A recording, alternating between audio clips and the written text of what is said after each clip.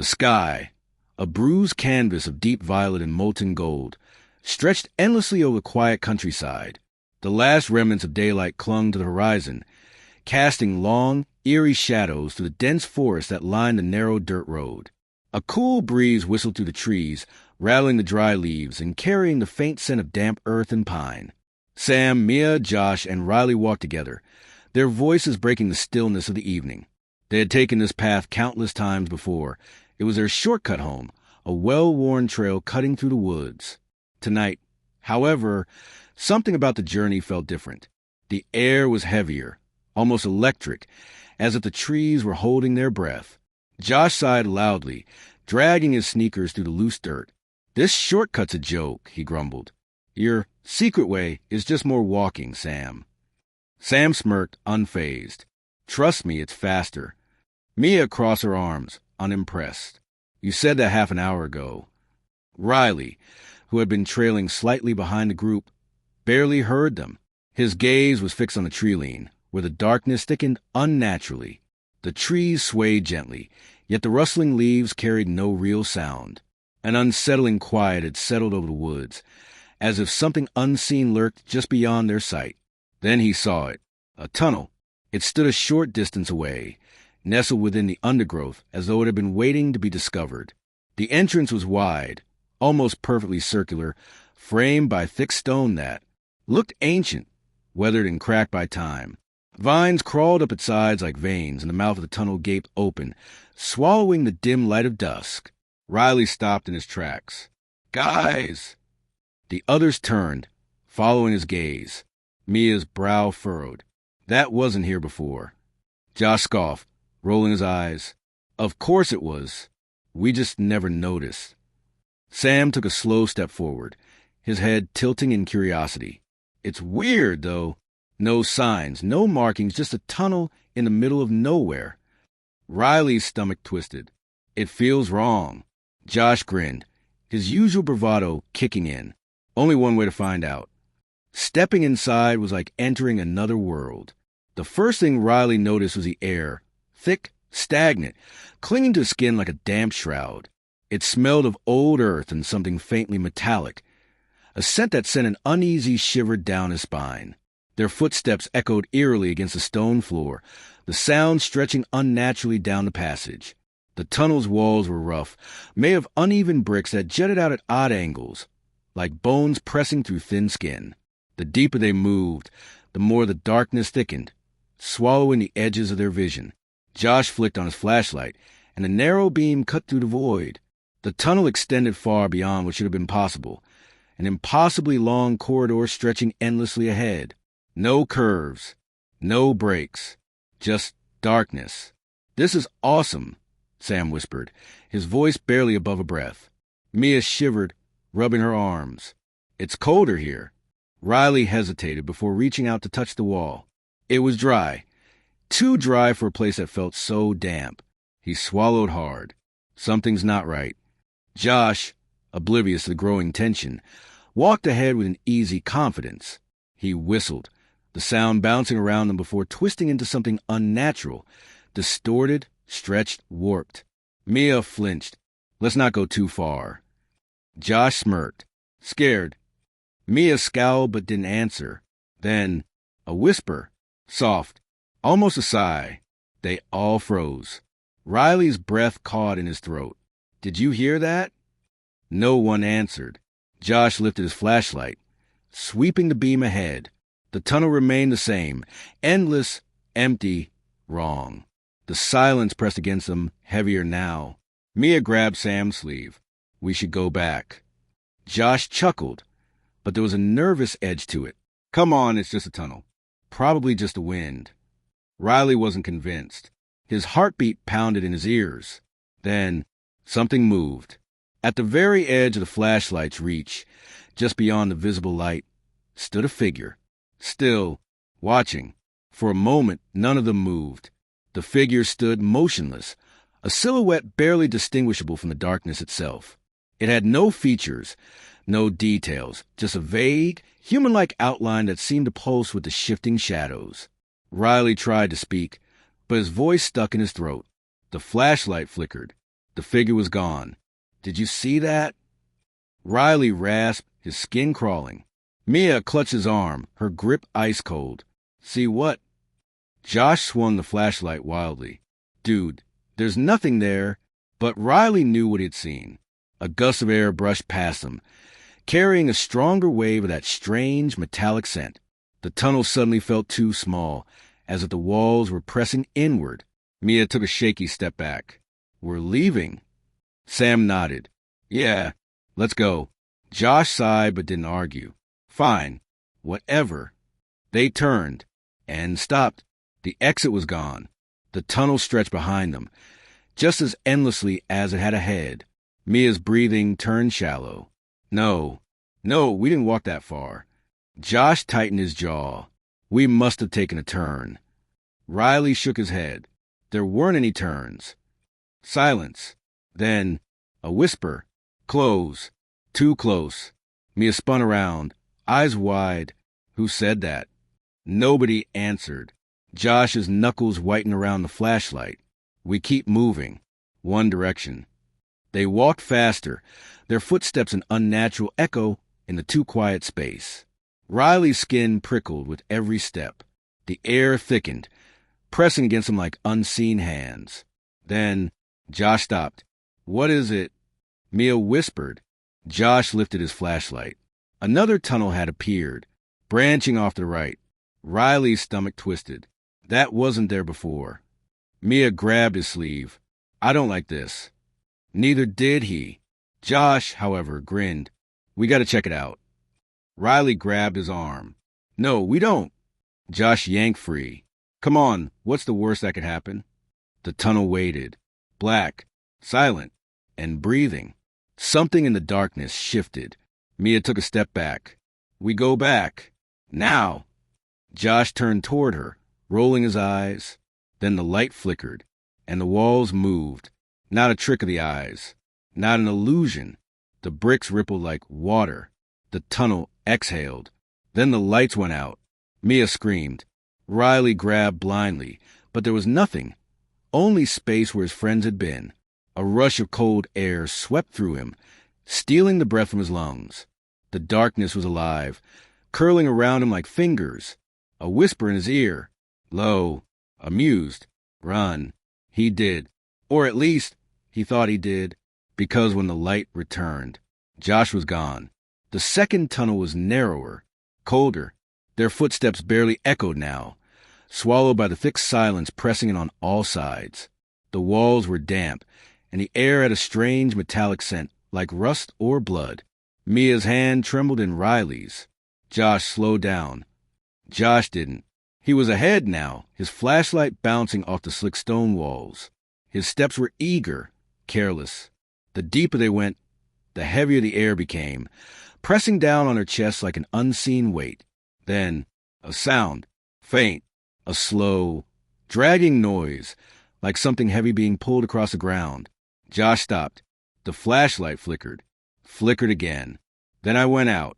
Darkness swallowed them whole. Mia gasped. Riley fumbled for his phone, his fingers shaking. "Josh!" Silence. Then a single sound. A footstep. Not theirs.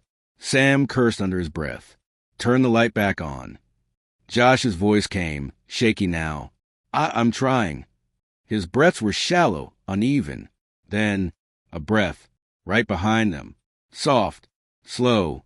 Mia screamed. Light flared back on. Josh was alone. Sam's voice cracked. "Where's Riley?" The tunnel was empty. No Riley. No footsteps. Just silence.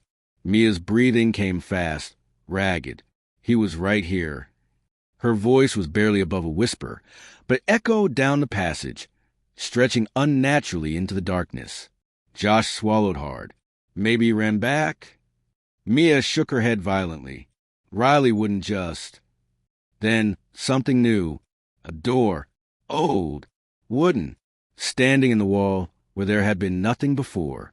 The wood was cracked and warped with age, its surface covered in deep scratches, as if somebody had tried to claw its way in. Or out. Josh raised his flashlight. Scratched into the surface, barely visible, were words. Do not open. Mia's voice trembled. We have to. Josh hesitated, his fingers tightening around the flashlight. Sam shook his head. This is a bad idea. But Mia was already stepping forward. Slowly, she reached for the handle. The brass knob was ice cold under her fingers. She turned it. The door creaked open. Beyond it, darkness. Deep, endless. A black void that seemed to pull at them, swallowing the dim glow of their flashlight. And then, a figure. Tall, still, watching. Riley. Except, his eyes were wrong. Wide, unblinking, too dark. They didn't reflect the light. They absorbed it. Mia's breath caught. She stepped back, her pulse hammering in her ears. That's not him. Riley smiled, not with his lips, with his teeth. Too many teeth. The door slammed shut. Riley was gone. Mia choked on a sob. Josh stumbled back, dragging Sam with him. The tunnel trembled. The air vibrated, an unnatural hum filling the space. Then, everything went black. Sunlight, warm, soft. Mia gasped, her eyes flying open. She was lying on her back, staring up at the sky. The trees swayed overhead, their leaves rustling in the breeze. The dirt road stretched behind them, untouched.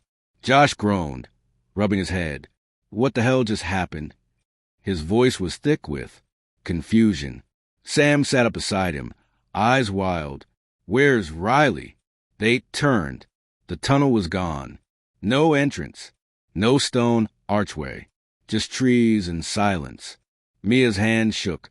No. No, no, no. She scrambled to her feet, spinning in circles, searching, calling his name. Nothing. Josh paled. He was right there. We. Sam grabbed his arm, his voice urgent. We need to go. Mia's breath came in shudders. We can't just leave. Josh's voice was hollow. We already did. The wind shifted. A whisper. Soft. Familiar. Riley's voice. I never left. The old estate sale had an eerie feel, as if the air itself carried whispers of the past. Dust swirled, lazily in the dim afternoon light, settling over forgotten furniture, yellow books, and rusted trinkets.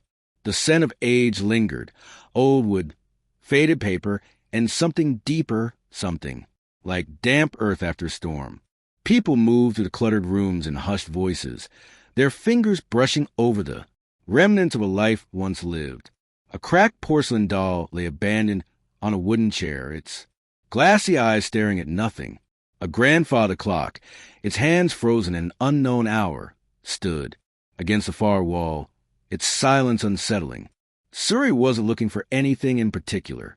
She had just moved into a new apartment, and it felt empty. The space was modern, all clean lines and blank walls, but it lacked something with character, with a past. She had come here hoping to find a piece that would make the apartment feel more like home. As she wandered through the sale, her gaze skimming over faded paintings and tarnished silverware, something caught her eye. A mirror. It stood alone against the back wall, partially hidden behind an old wooden wardrobe, as if someone had tried to push it out of sight. Suri stepped closer. The mirror was tall, nearly as tall as she was, with a thick wooden frame covered in strange, twisting carvings. The patterns looked like vines, curling and wrapping around the edges, but as she examined them, they seemed almost alive, shifting ever so slightly in the dim light. The glass itself was oddly perfect. Not a single scratch, no dust, no smudges. It looked as though someone had just polished it, yet the air around it smelled old, like damp wood and faded perfume. Suri reached out and ran her fingers along the carved wood. Ice cold, a shiver ran up her arm. She pulled her hand back, flexing her fingers. It was just a mirror. An old one, yes, but nothing more than that. How much for this? She asked, turned to the old woman sitting behind the cash table. The woman, who had been counting change, looked up, her face, lined with deep wrinkles, tense the moment her gaze fell upon the mirror. Her fingers tightened around the bills in her hand, as if the sight of it had unsettled her. That mirror, she hesitated, her voice barely above a whisper. Suri waited. 50, the woman finally said. Suri blinked. 50? That's it. Something this beautiful had to be worth more. Even in its old-fashioned design, it had timeless elegance. The craftsmanship alone should have made it expensive. The woman nodded, her expression unreadable. Take it, she said quickly. Something in her voice made Suri pause. It wasn't just urgency, it was something else. Warning. A prickle of unease crawled up Suri's spine, but she shook it off. The woman was probably just eager to get rid of old junk.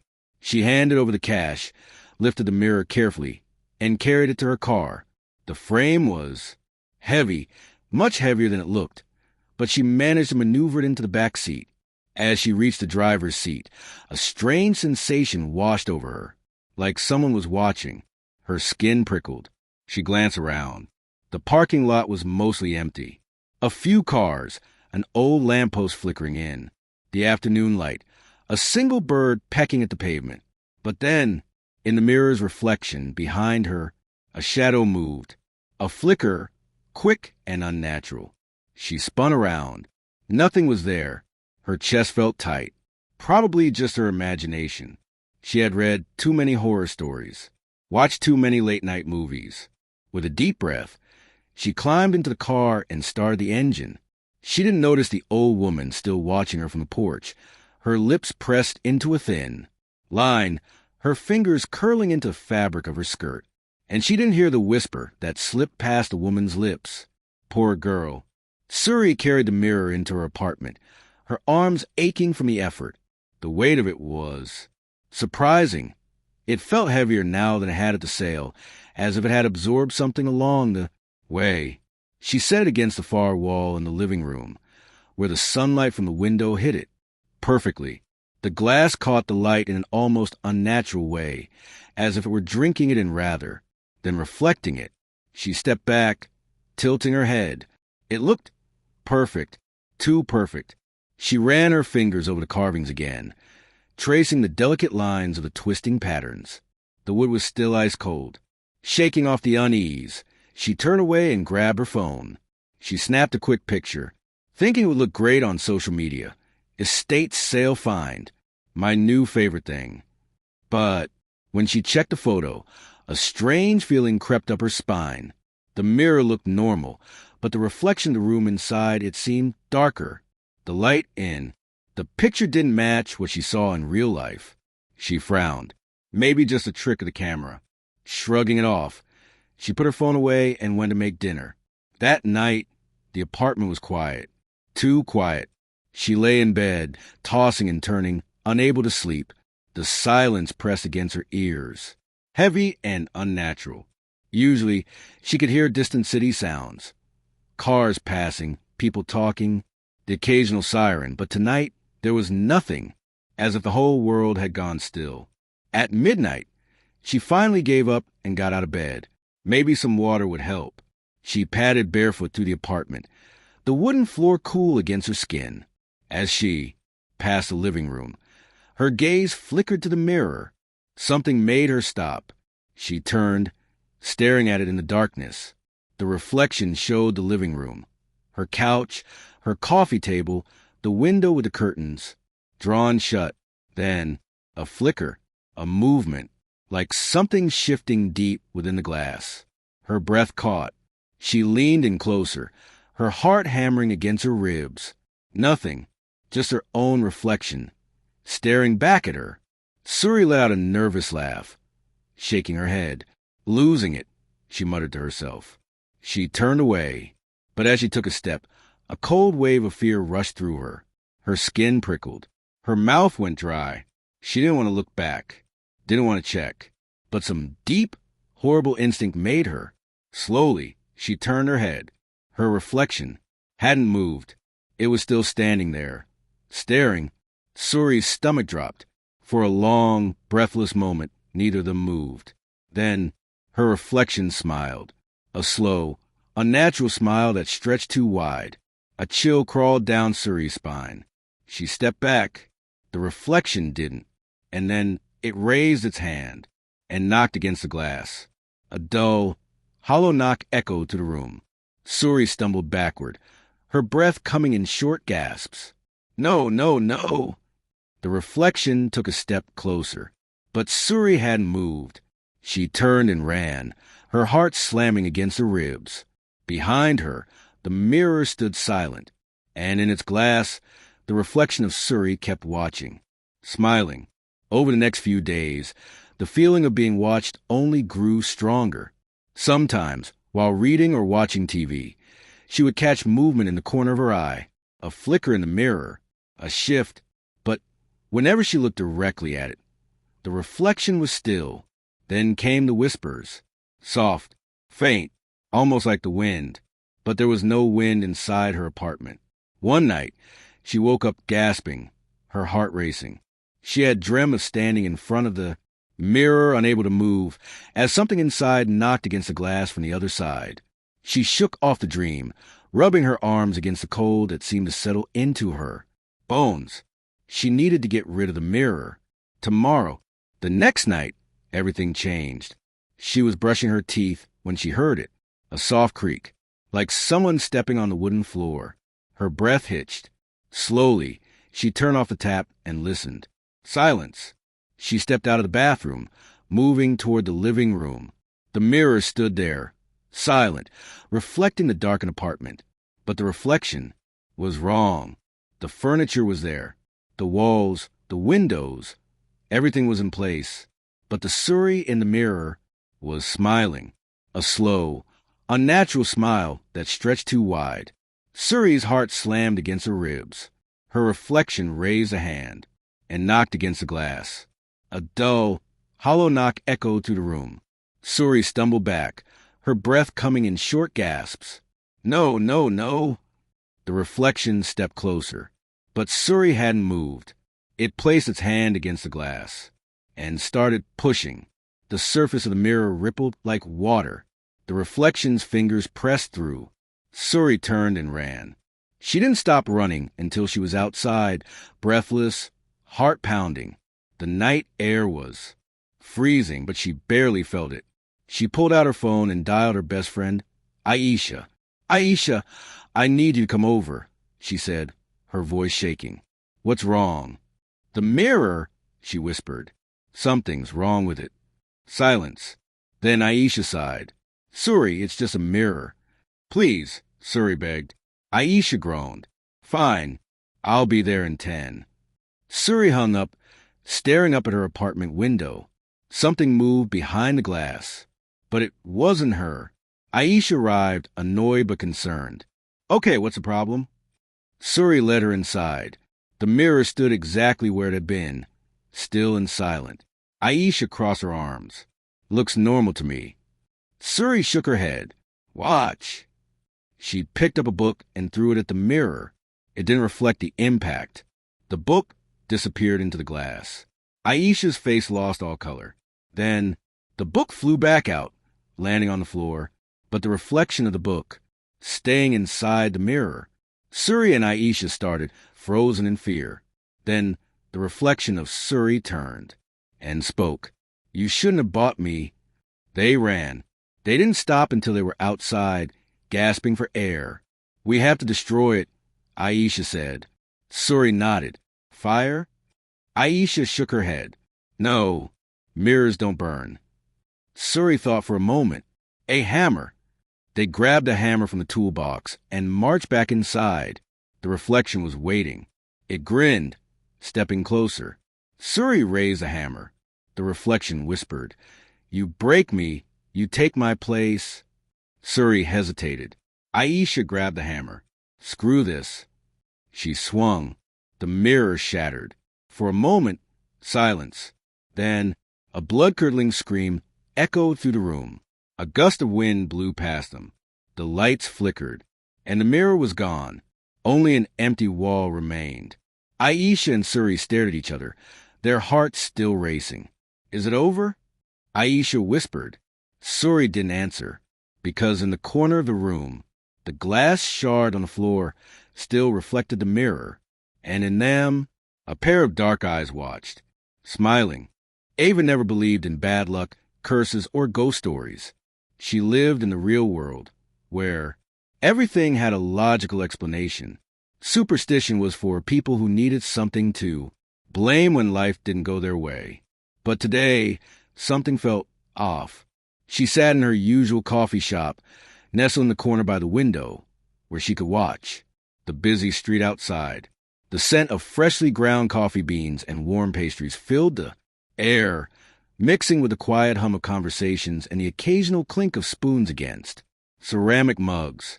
Her laptop sat open in front of her, emails waiting to be finished, but she had barely typed a sentence in the last 15 minutes. Someone was distracting her. Across the street, a man stood perfectly still. He wasn't checking his phone, wasn't smoking a cigarette, wasn't even looking around as if waiting for someone. He was just standing, watching. Ava's stomach tightened. He was dressed in a long, dark coat, his hands buried deep in his pockets. A street lamp cast a faint glow over the sidewalk, but his face remained shadowed, obscured just enough that she couldn't make out his features. Still, she could feel his gaze, locked onto her. A shiver crawled up her spine. She tore her eyes away, shaking off the unease. It was a city. People lingered all the time. Maybe he was waiting for a friend, or maybe he was just lost in thought. She was being paranoid, but the longer she sat there, the more uneasy she became. Minutes passed. She forced herself to focus on her laptop, tapping her fingers against the keyboard. But the words blurred together. The pull to glance out the window gnawed at her, an itch she couldn't ignore. Slowly, she looked up. Her breath caught. He was still there, standing in the exact same position. Ava swallowed hard. Okay, that was weird. Her fingers tightened around her coffee cup. He hadn't moved an inch in over 20 minutes. That wasn't normal, was it? Her hands felt clammy as she reached for her phone. Maybe she was overreacting. Maybe she just needed a second opinion. She lifted the camera, making sure to keep it subtle, and snapped a picture through the window. She sent it to Emma with a quick message. Tell me I'm not crazy. This guy has been standing outside for 20 minutes, just staring. The reply came almost instantly. What guy? Ava frowned. She quickly typed back. The one in the coat, right across the street. 3 dots appeared, then vanished. Then, Ava, there's no one there. Her breath hitched. Her fingers trembled as she looked at the picture she had just taken. The sidewalk, the street lamp, the passing cars. No man. Heart pounding. She snapped her gaze up the window again. The man was gone. Ava's stomach twisted into knots. She glanced around the cafe, searching for someone who might have noticed him, someone who could confirm that she hadn't imagined it. But everyone was just carrying on as normal, oblivious. Her pulse pounded in her ears. She took a deep breath, forcing herself to calm down. Maybe Emma had just looked too quickly. Maybe the man had walked away right before she checked. Or maybe she was seeing something that wasn't there. The rest of the day felt like a blur. Ava tried to push the whole thing out of her mind, convincing herself that it was just her imagination playing tricks on her. But deep down, a sick feeling lingered. At lunchtime, she met Emma at their usual cafe, a cozy little place with wooden tables and mismatched chairs filled with the warm scent of vanilla and cinnamon. They grabbed a spot by the window, sunlight casting long shadows across the sidewalk outside. Emma was already sipping on an iced latte, stirring the straw absent-mindedly. She looked up as Ava sat down. Okay, tell me what's going on. You've been weird all morning. Ava hesitated, drumming her fingers against the table. I swear I saw someone outside the coffee shop earlier. He was just standing there, staring. I took a picture and sent it to you. But you said there was no one there. Emma tilted her head, eyebrows knitting together. Yeah, because there wasn't. Ava exhaled, shifting in her seat. But I saw him, Emma. I know I did. And then when I checked, again he was gone. Emma took another sip of her drink, considering. Could have just been a random guy, and you caught him right as he left. Ava shook her head. He was there for at least 20 minutes. He never moved, and when I looked at the picture, he wasn't in it. Emma's expression shifted, a flicker of concern in her eyes. Okay, that is weird. She leaned forward. You sure you're not just stressed? You've been working a lot lately. Ava let out a nervous laugh. I thought that too. Maybe I'm just overthinking it. But she wasn't sure. Something deep in her gut told her this wasn't just a trick of the mind. Then, without thinking, she glanced outside, and her heart stopped. He was there, standing on the opposite sidewalk. Same coat, same posture. Still, watching. Ava's breath came short and fast. She reached across the table, gripping Emma's wrist. Look, do you see him now? Emma followed her gaze, her brow furrowing. See who? Ava's stomach dropped. She turned back to the window. The man was right there. How could Emma not see him? Her throat went dry. You seriously don't see anyone standing by that streetlight? Emma's face twisted in confusion. She looked again, even leaned forward slightly. Then she shook her head. Ava, there's no one there. Ava's hands felt cold, her fingers numb. This was wrong. This was so wrong. She turned back to Emma, then slowly back to window. The man was gone. A wave of dizziness washed over her. She pressed a hand to her forehead. Maybe I really am just tired. Emma smiled gently, though the concern hadn't left her eyes. See? Nothing to worry about. Ava forced a nod, even as every nerve in her body screamed that something was very, very wrong. By the time the sun began to set, the fear had only gotten worse. And somewhere deep inside her, she knew this wasn't over. Ava walked home with quick, deliberate steps, her pulse hammering in her ears. The city around her was slowing down for the night. Cars passing lazily, their headlights washing over. Empty sidewalks.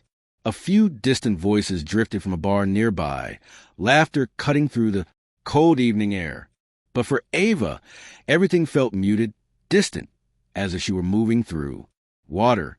She told herself, again, that she was being ridiculous, that she had imagined the whole thing, that exhaustion was playing tricks on her mind. But deep down, she didn't believe it. Her apartment building came into view, a familiar structure of brick and glass. Normally, seeing, it brought relief, safety. Tonight, it only made the tightness in her chest worse.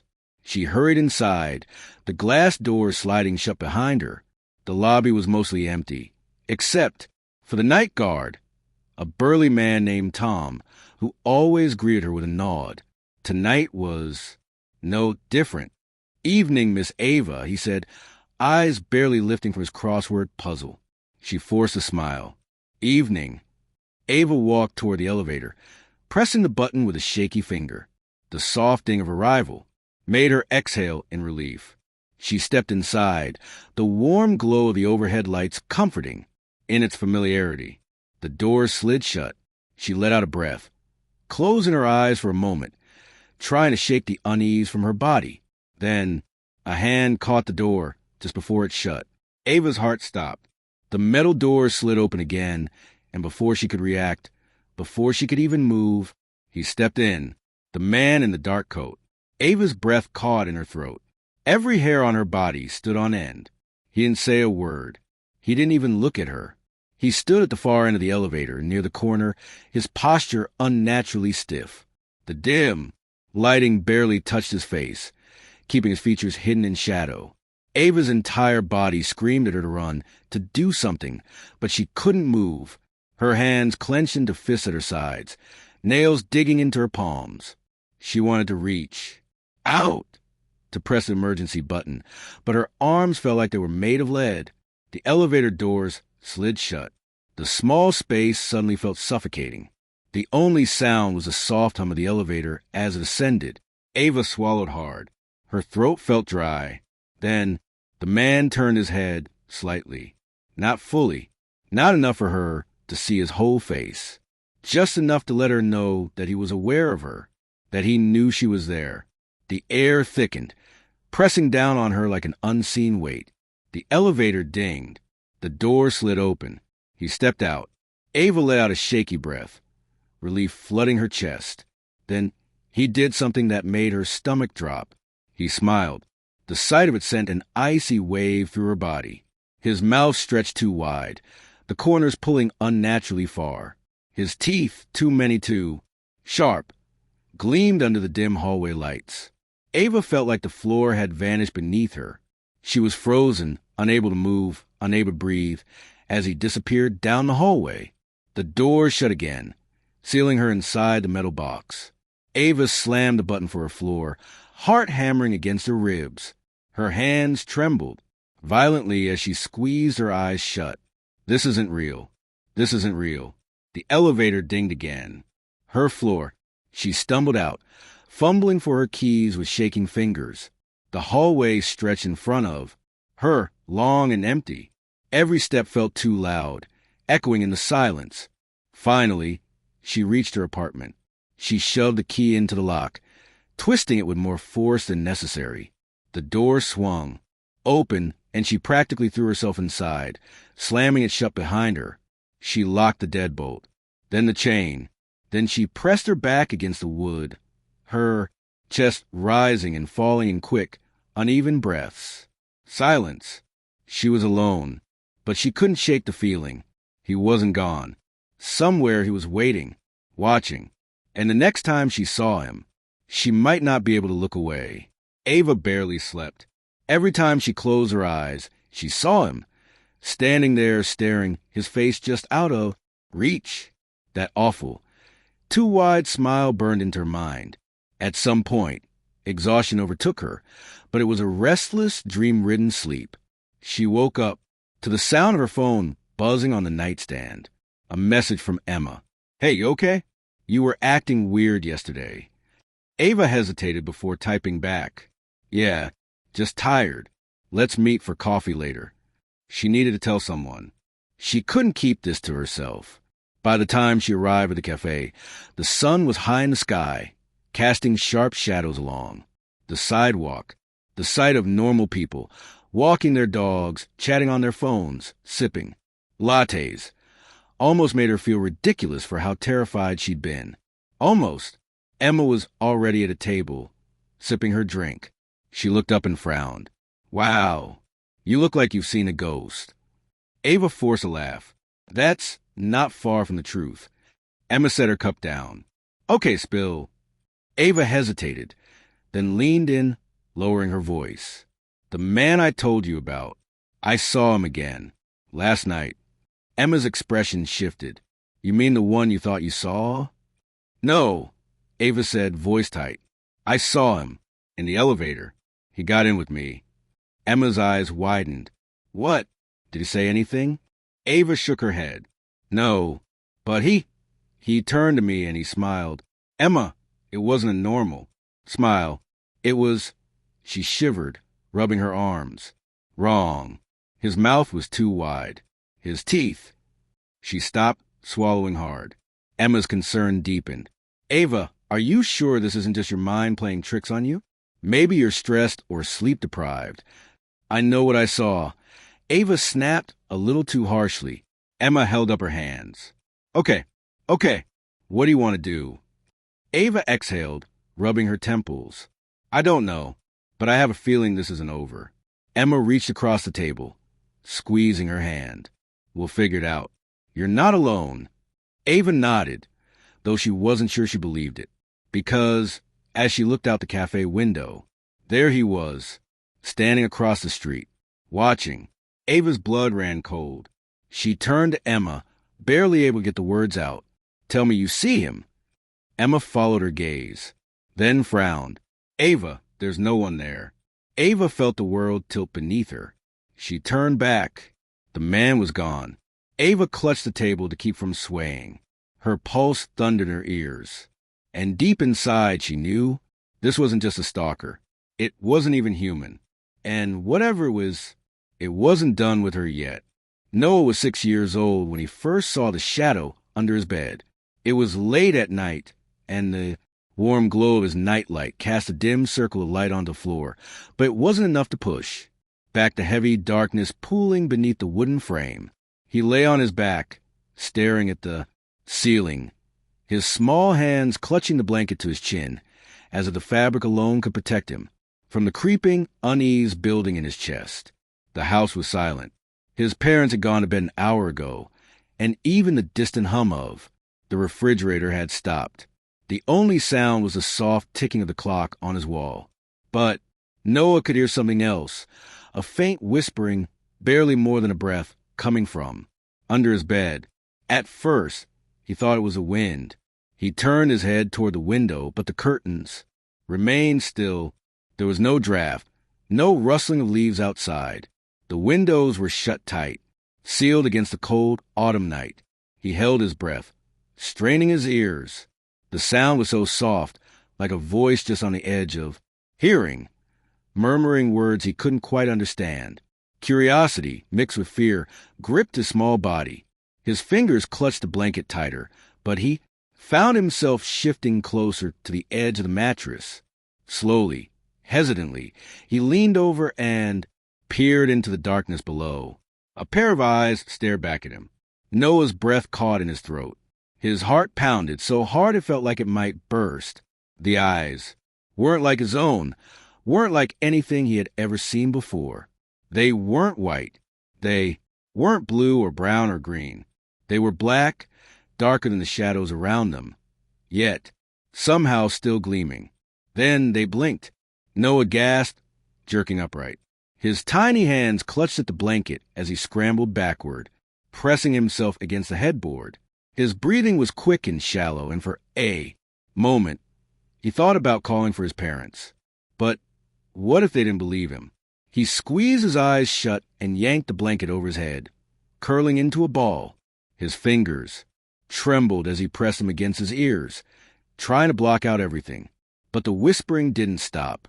It was there, slithering through the silence, filling the room like a soft breeze carrying the echoes of 100 voices. It didn't grow louder, but it didn't fade either. Noah lay like that for what felt like hours, his small body shaking beneath the covers. Eventually, exhaustion won. His limbs grew heavy, and his racing heart slowed. His mind drifted towards sleep, but just before he surrendered to it, he heard something that made his skin crawl, a whisper right next to his ear. Noah. The morning light flooded Noah's room, turning the shadows into harmless shapes. The fear from the night before still clung to him like cobwebs, but in the safety of the day, it almost felt silly. Almost. Noah wasted no time rushing into the kitchen, where his parents sat at the table. His mother was sipping her coffee, her dark curls still messy from sleep, while his father read the newspaper, occasionally taking a bite of his toast.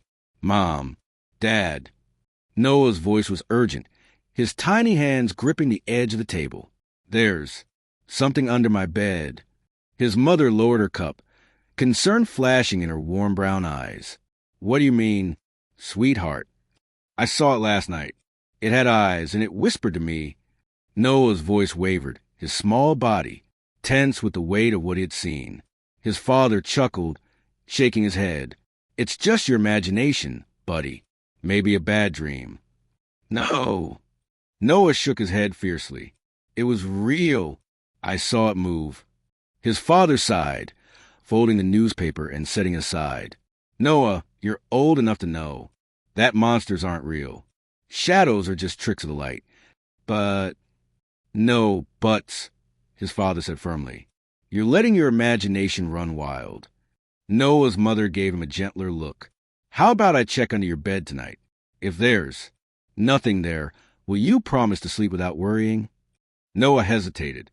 He wanted to believe that if his mom looked, she'd see it too, that she'd believe him. Okay, he mumbled. That night, after tucking Noah in, his mother knelt beside his bed. The warm glow of the nightlight cast long shadows across the room, but she didn't seem scared. She lifted the blanket and peeked underneath. See? She turned to him with a smile. Nothing but dust bunnies. She ruffled his hair, pressing. A kiss to his forehead. Now get some sleep, love. Noah wanted to believe her. He really did. But as soon as she left the room and closed the door, the whispering started again. And this time it called his name. Over the next few nights, things got worse. The whispering never stopped.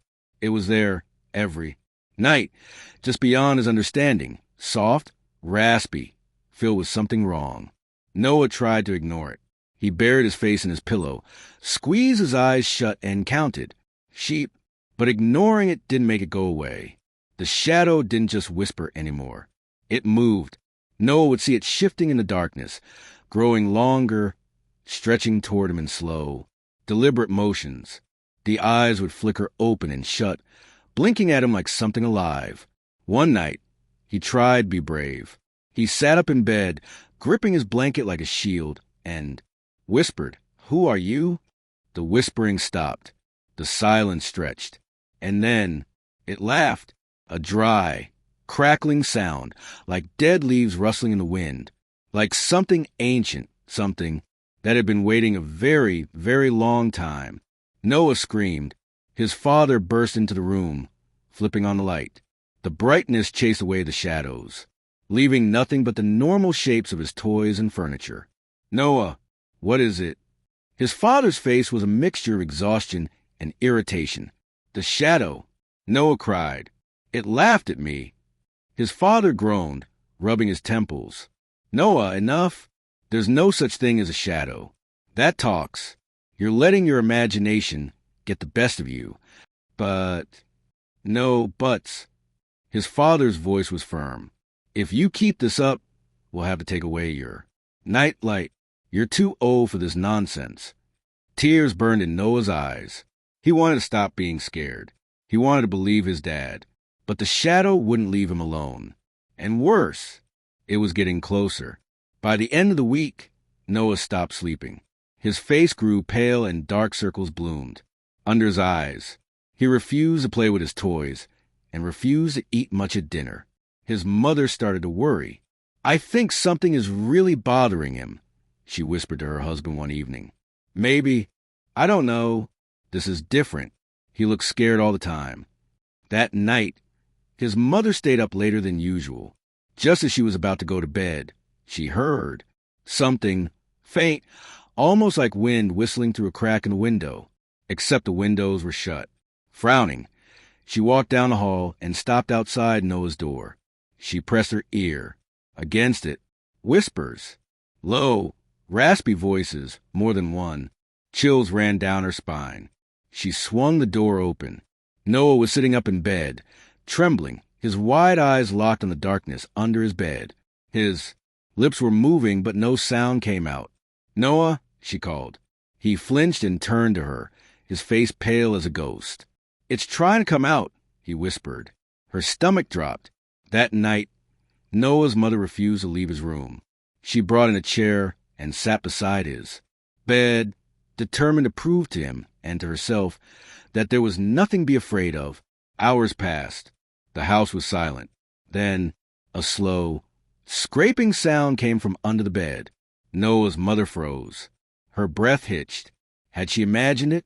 She leaned forward, gripping the edge of Noah's blanket. The sound came again, a dragging, scratching noise, like nails running along wood. She swallowed hard. "Noah?" Tears welled up in his eyes. He shook his head violently. "Don't look," he whispered. "It doesn't like being seen." A chill ran down her spine, but she had to know. Slowly, her trembling hand reached for the blanket and lifted it. Her scream never left her throat. Two glowing eyes, set deep in a gaping, toothless mouth, stared back at her from the darkness. The shadow under the bed shifted, stretching toward her, reaching with long, claw-like fingers. She yanked the blanket back down, grabbing Noah and pulling him against her chest. The room went deathly silent. Then a whisper slithered through the air. "You shouldn't have looked." The next morning, Noah's mother packed their bags. "We're leaving," she told her husband, her hands shaking as she shoved clothes into a suitcase. "What? You're being ridiculous," he scoffed. "No, I'm not," she snapped, spinning to face him. "I saw it, under his bed. It's real." The blood drained from his face. "You what?" "I saw it," she repeated, her voice breaking. "I don't care what you think. We are not staying here." But before they could leave, Noah screamed. They ran into his room. The bed was empty. The blankets were on the floor. The room was ice cold, and under the bed, a shadow writhed, stretching up the walls. Whispers filled the room. "He belongs to us now." Noah's mother dropped to her knees, reaching under the bed, grabbing for him, but her hands met nothing but cold air. Noah was gone. The police never found him. His parents moved away, unable to bear the silence of an empty house. But his room remained untouched. And at night, when the house was dark and quiet, the whispering started again, waiting for someone new. Oliver had always been a rational man. He didn't believe in ghosts, demons, or any of those creepy urban legends people like to tell on cold, stormy nights. But the first time he heard the knock, he couldn't ignore the way it made his skin crawl. It was 3 a.m. when the sound echoed through his quiet house. A sharp, deliberate knock at the front door. 3 taps. Knock, knock, knock. Oliver stirred from his sleep, groggy and disoriented. At first, he thought he had imagined it, just some lingering remnant of a dream. But as his mind cleared, he realized the sound had been real. It had been too crisp, too distinct to be a figment of his imagination. His heart thudded against his ribs as he sat up in bed. His bedroom was on the 2nd floor, and through his window, he could see the empty street below, bathed in the cold glow of the streetlights. Nothing moved. No figures, no cars, not even the stray cat that sometimes prowled the neighborhood. The house was old, and the wooden floor creaked beneath his feet as he swung his legs over the side of the bed. A chill ran through him, though he wasn't sure if it was from the cold or something deeper, something instinctual. The hallway outside his room was dark, except for the dim glow of the nightlight in the bathroom. He hesitated at the top of the stairs, straining his ears. Silence. Had he imagined it? Shaking his head, Oliver slowly descended the stairs. His bare feet felt ice-cold against the hardwood floor as he approached the front door. His breath hitched as he peered through the peephole. Nothing. The street outside was eerily still. No movement. No sign of anyone standing there just seconds ago. He reached for the lock and hesitated. A voice in the back of his mind whispered, "Don't open it." But curiosity won. He twisted the deadbolt and cracked the door open just enough to peek outside. A gust of cold air rushed in, sending a shiver down his spine. The porch was empty. The front yard, the sidewalk, everything was still untouched, as if no one had been there. Frowning, he shut the door and locked again. Maybe he had been dreaming. Maybe it had been the wind or the house settling. Still, as he climbed back into bed and pulled the covers up to his chin, he couldn't shake the uneasy feeling crawling beneath his skin. And then, just as his eyes began to close, a whisper, faint, almost too soft to hear, right outside the door. "Let me in." Oliver's eyes snapped open, his pulse hammering in his ears. He held his breath, listening, but there was only silence. The knocking came again the next night, and the night after that, always at 3 a.m., always 3 knocks. At first, Oliver tried to ignore it. He forced himself to stay in bed, squeezing his eyes shut, telling himself it was just his mind playing tricks. But he couldn't. Each knock sent a pulse of fear through his chest, a deep, instinctual terror that made his skin prickle. It felt wrong.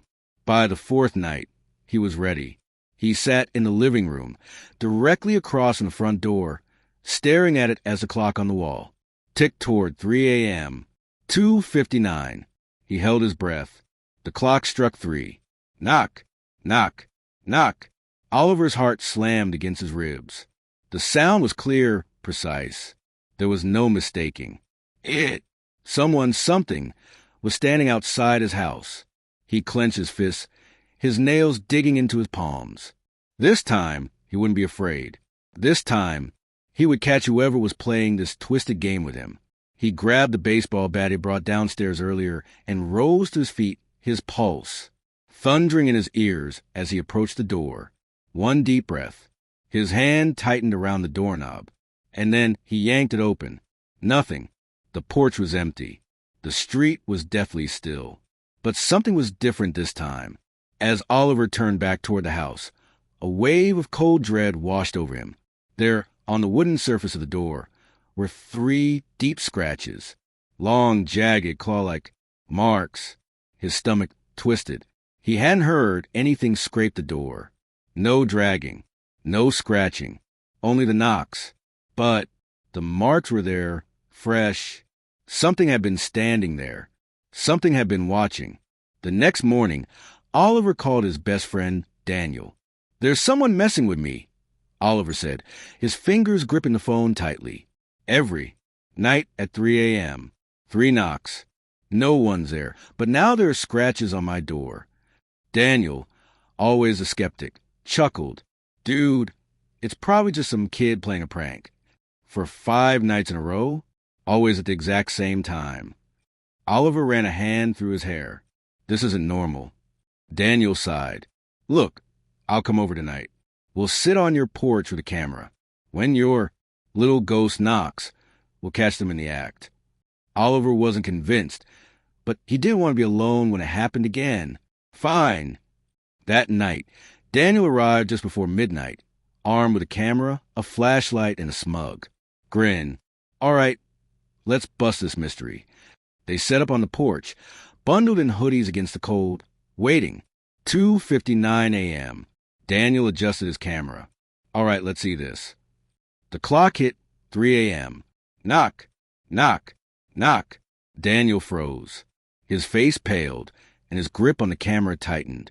Oliver swallowed hard, staring at the door. Daniel slowly turned the camera toward the street. And then the porch light flickered. The air changed. It became heavy, thick, like something unseen was pressing against him. The world felt tilted, wrong. Oliver took a deep breath and stood. His shaking hand reached for the doorknob.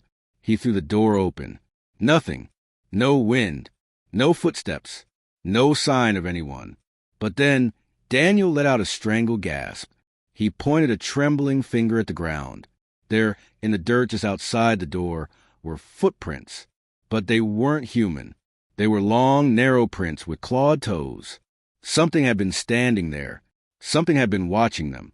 And then the whisper came again, soft, right behind them. "Let me in." The porch light went out, and the door slammed shut. Oliver barely slept that night. Every time he closed his eyes, he saw the footprints. Every time he blinked, he felt the weight of unseen eyes watching him. The feeling of something lurking just beyond his vision clung to him like a second skin. The knocking continued every night, relentless. The scratches on the door grew deeper, more jagged, as if whatever was outside was becoming impatient. Oliver stopped checking the peephole. He stopped opening the door. But he could still hear it. Hear the way the wood groaned under invisible pressure. Hear the way the air outside the house seemed to shift as though something massive yet unseen was standing there. Then the whisper started, soft at first, just barely audible under the knocks. A murmur, a breath just beyond. Understanding.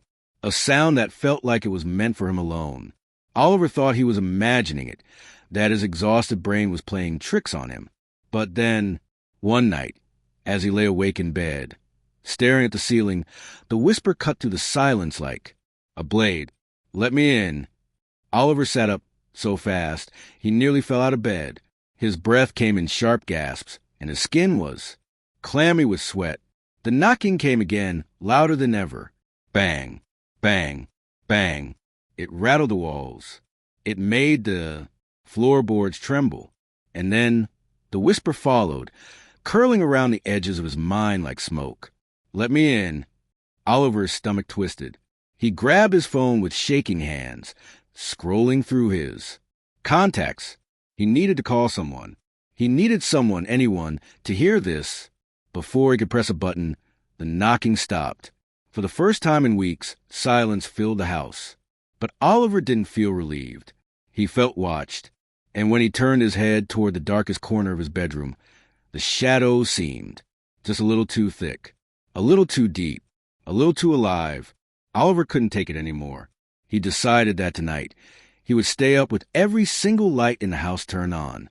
The lamps, the ceiling lights, even the glow from his computer screen. He wouldn't answer the door. He wouldn't look outside. He wouldn't acknowledge it. 2:59 a.m. Oliver sat in the living room, gripping the arms of his chair so tightly his fingers ached. The TV was on, playing an old sitcom, but he wasn't watching. He wasn't even blinking. 3 a.m. The knock came. Knock, knock, knock. Oliver clenched his jaw, staring straight ahead. The knocking grew louder. Bang, bang, bang. The entire house seemed to shudder. The walls groaned. The ceiling creaked. The lights flickered. Then the whisper came. This time, it wasn't outside the door. It was right next to his ear. You should have opened the door. Oliver whipped around, his heart pounding so hard it made him feel sick.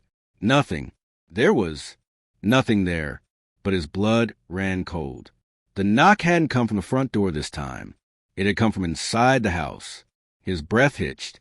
His eyes darted toward the hallway. The air felt wrong. Thick, heavy, suffocating. The shadows along the walls seemed darker, stretching unnaturally as if they had grown longer in the flickering light, and then, slowly, so slowly that Oliver thought he might be imagining it, one of the shadows moved.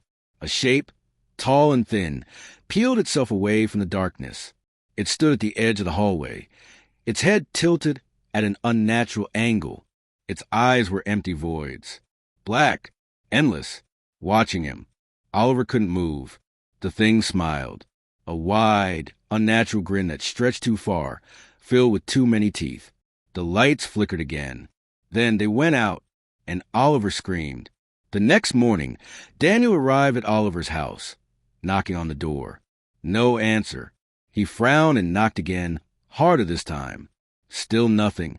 With a growing sense of unease, Daniel pulled out his phone and called Oliver's number.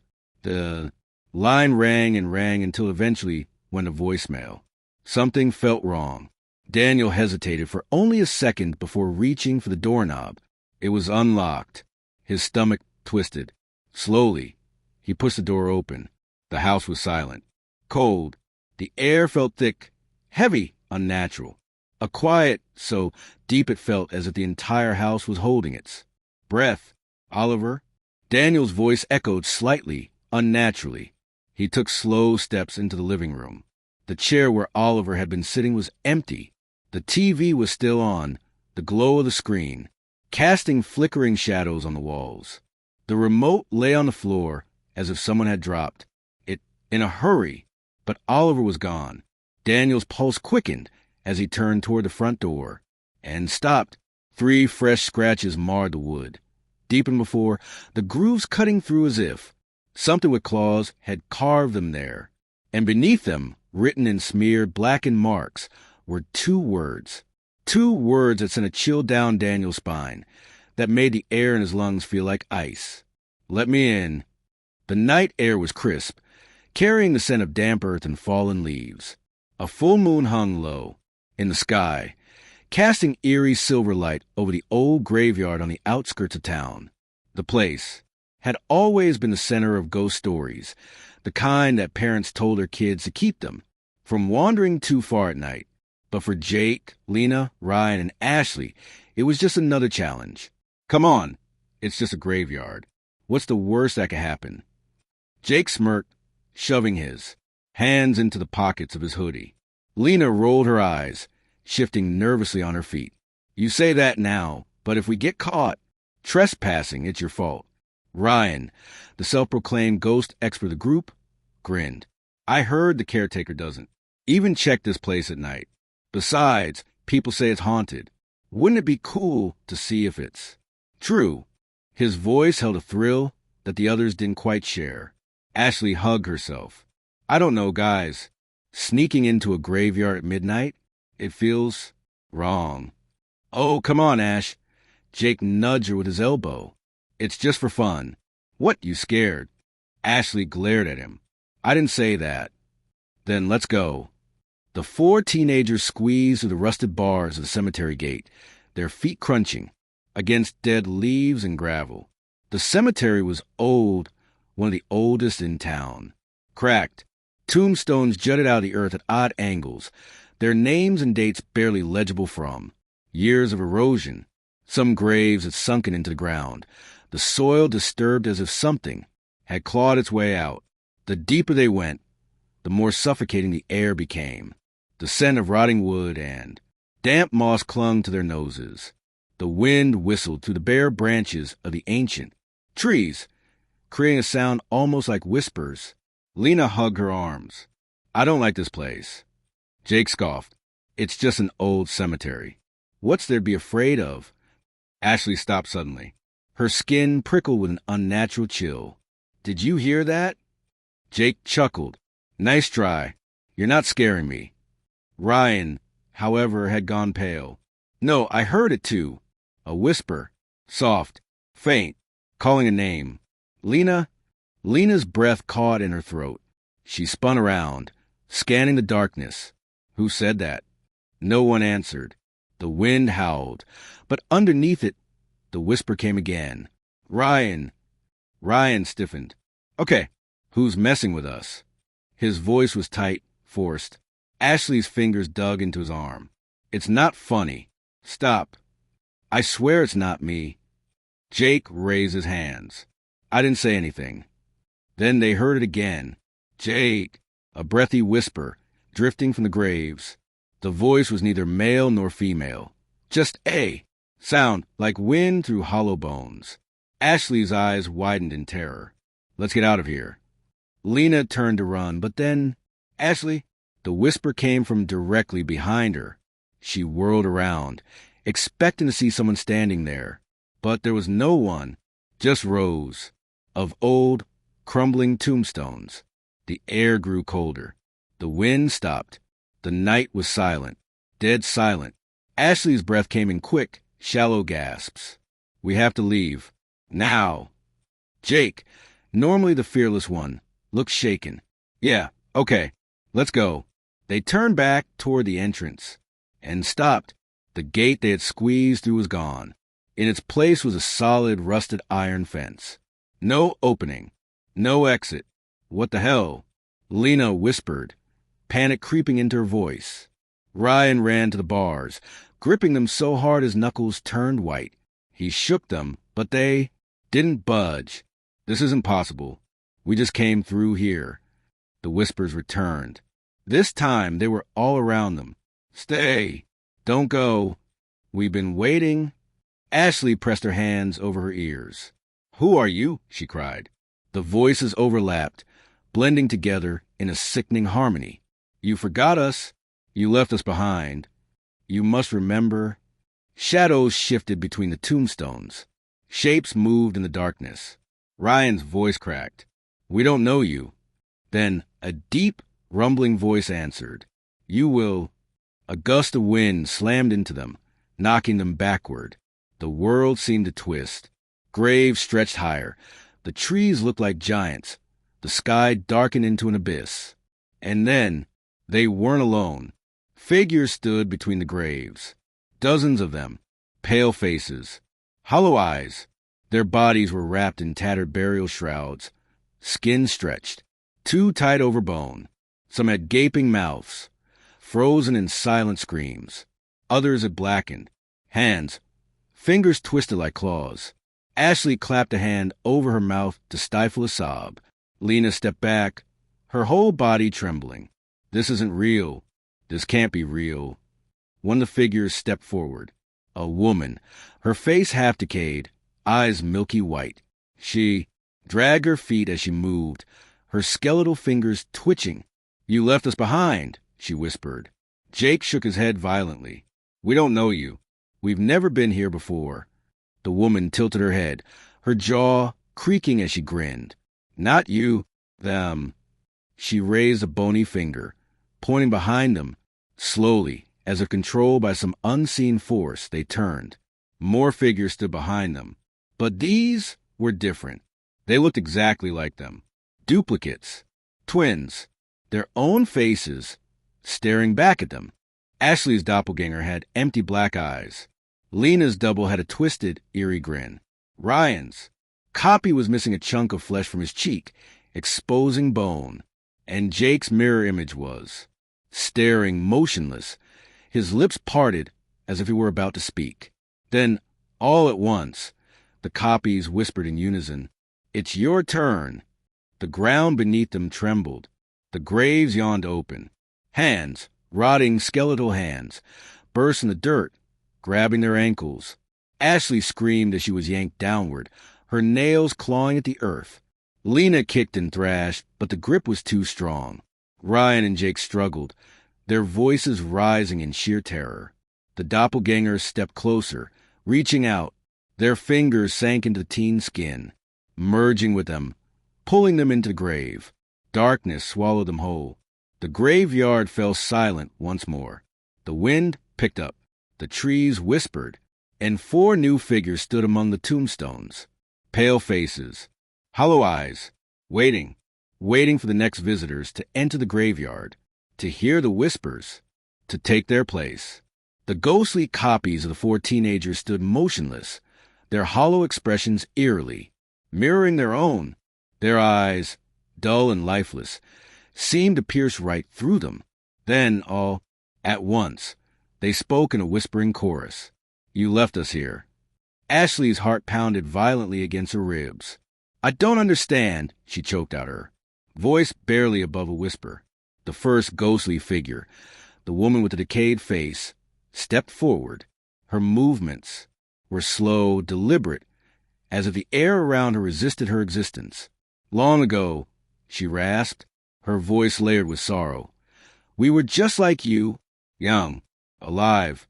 We came here on a dare, just as you did. And then," she paused, her milky eyes glancing at the darkened sky, "we were taken." Ryan's throat was dry. "Taken by what?" he asked, though deep down he wasn't sure he wanted the answer.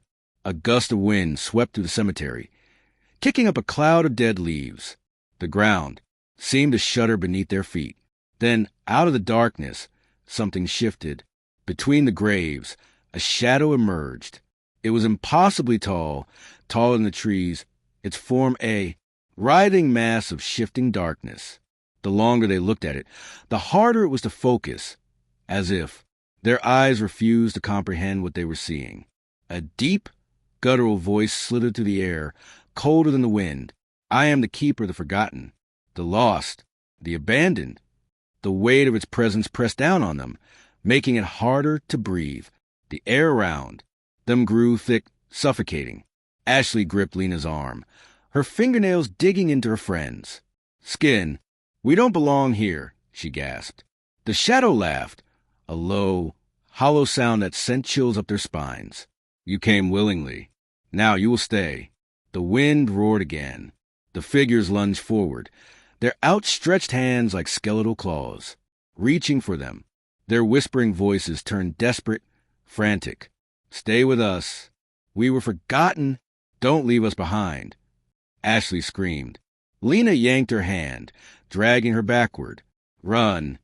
They bolted, but the graveyard was no longer what it had been.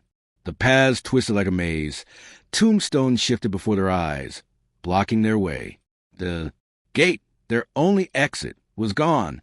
No matter which direction they ran, they always ended up back, at the center of the cemetery, right where the thing was waiting, and it was getting closer.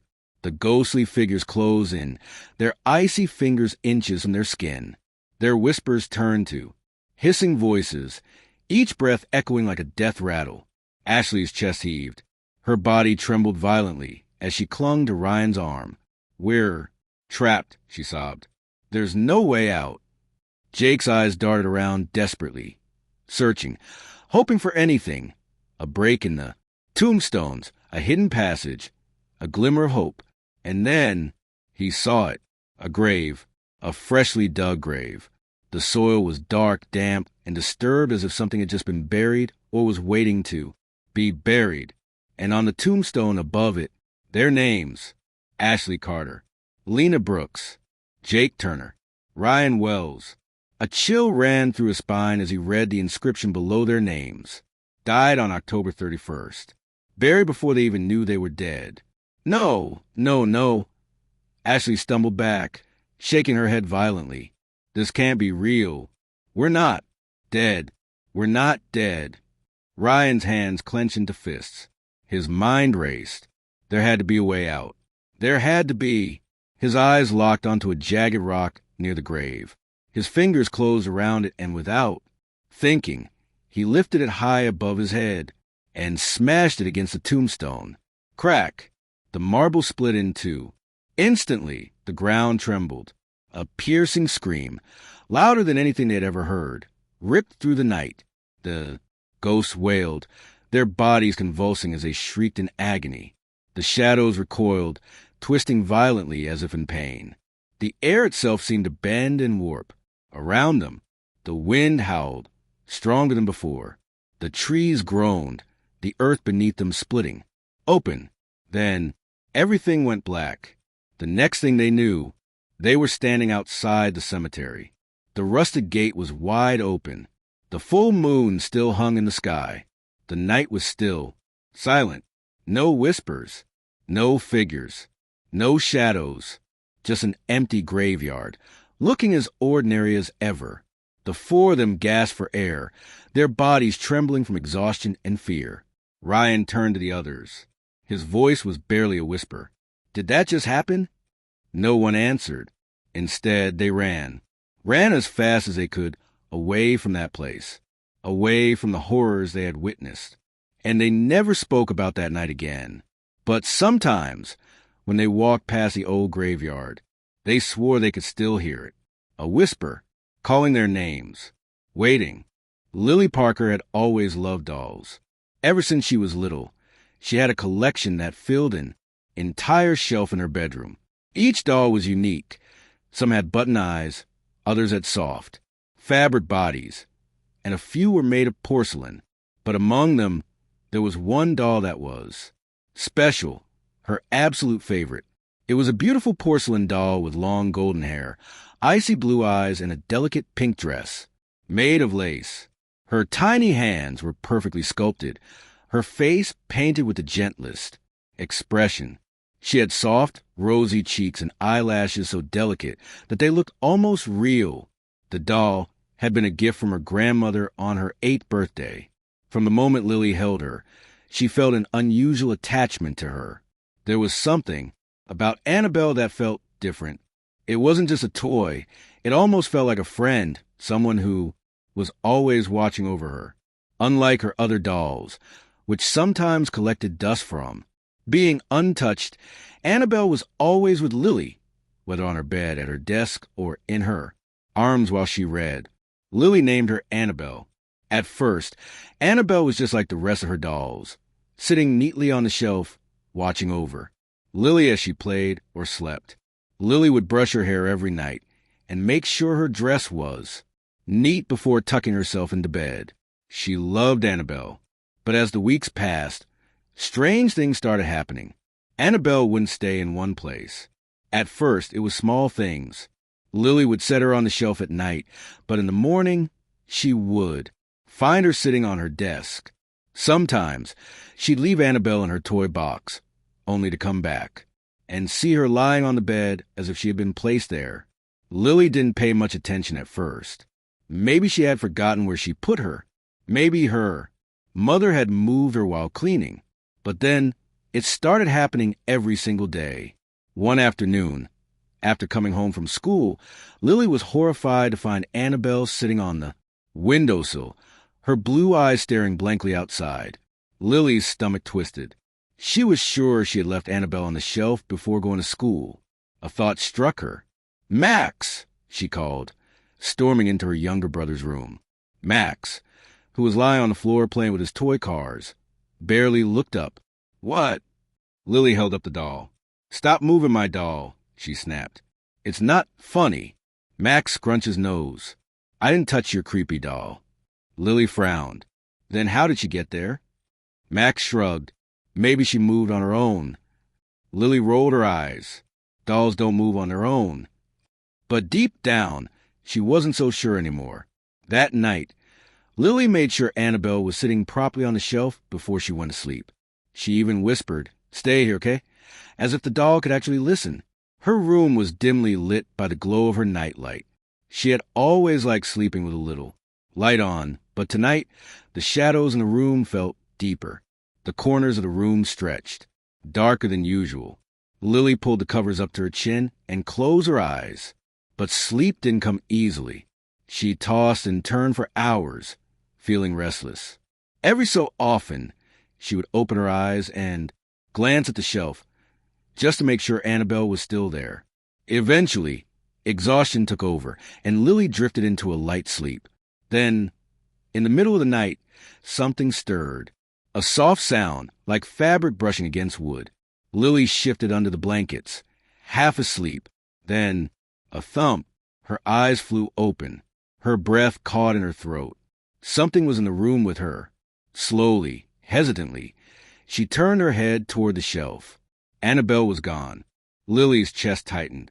Her fingers gripped the blanket as she forced herself to sit up. The room was silent, except for the sound of her own breathing. Her gaze swept across the room, and then she saw it. Annabelle, sitting on her pillow, inches from her face. Lily's heart slammed against her ribs. How? Her fingers trembled as she reached out and grabbed the doll. Her porcelain skin felt colder than usual, almost like ice. Lily bolted upright and hurriedly placed Annabelle back on the shelf, her hands shaking. She told herself it was nothing. Maybe she had moved it in her sleep without realizing. Maybe she had sleepwalked, but then it kept happening. Day after day, no matter where she placed Annabelle, the doll would always end up somewhere else. Sometimes it was just a few feet away. Other times, she would be across the room. Once, Lily left Annabelle inside her closet, shutting the door tightly. She even placed a heavy box in front of it, just to make sure it wouldn't open. The next morning, the closet was wide open, and Annabelle was sitting at Lily's desk, facing the bed. That was the first time Lily felt truly afraid. One evening, as Lily was brushing her hair in front of the mirror, she swore she saw something move in the reflection. It was just a flicker, a small shift of light in the background. She froze. Her eyes darted toward the shelf. Annabelle was still there, sitting perfectly still. Lily's throat was dry. She turned around slowly, scanning the room. Nothing. She exhaled shakily. "I'm just imagining things," she whispered to herself. But that night, she had trouble sleeping. The room felt colder than usual. The air was heavy, almost like something was watching her. Every small creak of the house made her heart race. The rustling of the trees outside sounded like whispering voices. Then, a whisper, soft, almost too quiet to hear. "Lily." Lily's eyes snapped open. Her stomach turned to ice. Had she imagined it? Or had someone really whispered her name? Slowly, she turned her head toward the shelf. Annabelle was gone. A shuffling sound came from the floor. Lily's pulse pounded in her ears. Her breath came in shallow gasps as she reached for her phone, her fingers fumbling to turn on the flashlight. The light flickered on, and there in the beam, Annabelle, sitting on the carpet, facing her. Her cold blue eyes seemed to glisten in the dim light. Her porcelain lips slightly parted as if she was about to speak. Lily screamed. Her parents rushed in moments later, switching on the lights. "What's wrong, sweetheart?" her mom asked, her voice filled with concern. Lily pointed at the doll, her whole body trembling. She moved. Her dad sighed, rubbing his forehead. "Lily, it's just a doll." He picked up Annabelle and placed her back on the shelf. "Maybe you knocked her over in your sleep." Lily shook her head, but she didn't argue, because deep down she already knew. Annabelle had moved on her own, and she wasn't going to stop. Lily had never been this scared before. Annabelle wasn't just moving. She was doing things that Lily couldn't explain. She needed to talk to someone who would listen. The next day at school, she pulled her best friend, Sophie, aside during lunch. They sat on the farthest bench in the playground, away from everyone else. The autumn wind blew through the trees, making the branches creak. Lily hesitated for a moment, then took a deep breath and told Sophie everything. Sophie listened in silence, her face growing paler with every word. When Lily finished, Sophie shook her head. "Lily, that's not normal," she whispered. What if the doll is haunted?"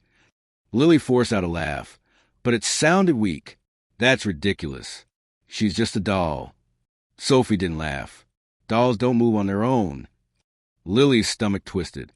She wanted to believe it was all in her head, that maybe her brother was playing tricks on her. But deep down, she knew the truth. Sophie leaned in closer, lowering her voice. "My grandma used to tell me stories about spirits, attaching themselves to objects, especially dolls. You should get rid of it, Lily, before it's too late." Lily frowned. "Just throw her away?" "No, you have to do it properly," Sophie insisted. "You can't just toss it in the trash. If it's really haunted, it'll come back." Lily swallowed. "Then what should I do?" Sophie hesitated. "Bury it. Far away. Somewhere it won't be found." Lily shivered. The idea of burying Annabelle felt wrong, almost like she was doing something bad. But at this point, she was willing to try anything. That night, she made a decision. She would lock Annabelle in a box. After dinner, Lily rushed in her room and found an old shoebox. Her hands trembled as she picked Annabelle up, holding the doll as far away from her body as possible. For the first time, she noticed how cold Annabelle felt, almost like she had been sitting outside in the winter air. Taking a deep breath, Lily placed Annabelle inside the shoebox, shut the lid tightly, and wrapped layers of tape around it. She shoved the box under her bed, making sure it was completely hidden. "There," she muttered. "Now you can't move anymore." She climbed into bed, pulling the covers up to her chin. The room was silent, too silent. After what felt like hours, her eyelids grew heavy, and she drifted off to sleep. But in the middle of the night, thump, Lily's eyes snapped open. Thump, thump. Something was moving under her bed. Her breath hitched in her throat. Scrape. Something was crawling. Slowly, hesitantly, she leaned over the side of her bed and peered down into the darkness.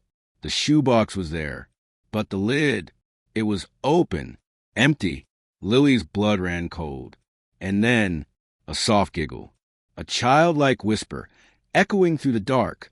Her heart pounded as she turned her head, barely able to breathe. Annabelle was sitting on her nightstand. But this time, she wasn't the same. Her head was tilted slightly to the side. Her painted lips were curled into faintest of smiles. Her tiny porcelain hand was raised, like she was waving. Lily let out a scream that shook the entire house. Within seconds, her parents rushed in, turning on the lights. "What's wrong?" her mom asked, eyes wide with concern. Lily couldn't speak. She could only point, her hand trembling. Her dad sighed when he saw the doll. "Lily, you have to stop with these stories. It's just a doll." "No," Lily choked out. She moved. She got out of the box." Her dad shook his head and picked up Annabelle, placing her back on the shelf. "You probably knocked it over in your sleep." Lily knew that wasn't true. Annabelle had moved on her own, and she wasn't going to stop. Lily couldn't take it anymore. She had tried everything, ignoring Annabelle, locking her in a box, even begging her to stop. But the doll wouldn't stop. She kept moving, creeping closer and closer to Lily's bed each night. And now she was smiling. That was the last straw. Lily grabbed her backpack and stuffed Annabelle inside. She didn't care if her parents got mad. She didn't care if it was late. She was getting rid of the doll tonight. The house was silent as she tiptoed to the front door. Her parents were asleep, and she needed to keep it that way. Slipping on her jacket, she carefully opened the door and stepped outside. The wind howled through the trees, sending a shiver down her spine. The woods behind their neighborhood loomed in the distance, dark and endless. Her hands shook as she walked toward them. The farther she went, the harder her heart pounded. Finally, She stopped in a small clearing. The ground was soft from the recent rain, making it easier to dig. She dropped to her knees and began scooping dirt away with her hands. Her fingers were freezing, but she didn't care. Minutes passed. Then, finally, the hole was deep enough. Lily pulled Annabelle out of her backpack. The doll's blue eyes seemed to shine in the moonlight, almost alive. Her breath hitched. She swore Annabelle's smile had grown wider. "Stay here," Lily whispered, placing the doll in the hole. She quickly covered her with dirt, padding the ground down as tightly as possible. Then she ran. She didn't look back. For the first time in weeks, she slept peacefully.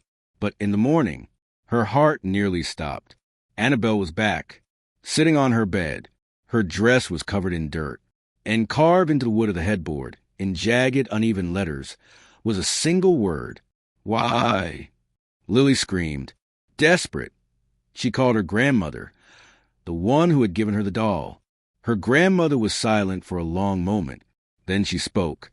"Lily, listen to me carefully," she said. "Annabelle isn't just a doll.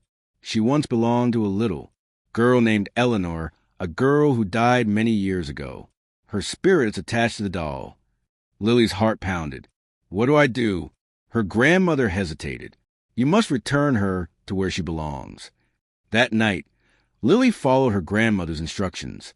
She took Annabelle back to an old, forgotten graveyard at the edge of town. She found Eleanor's grave, weathered, covered in moss.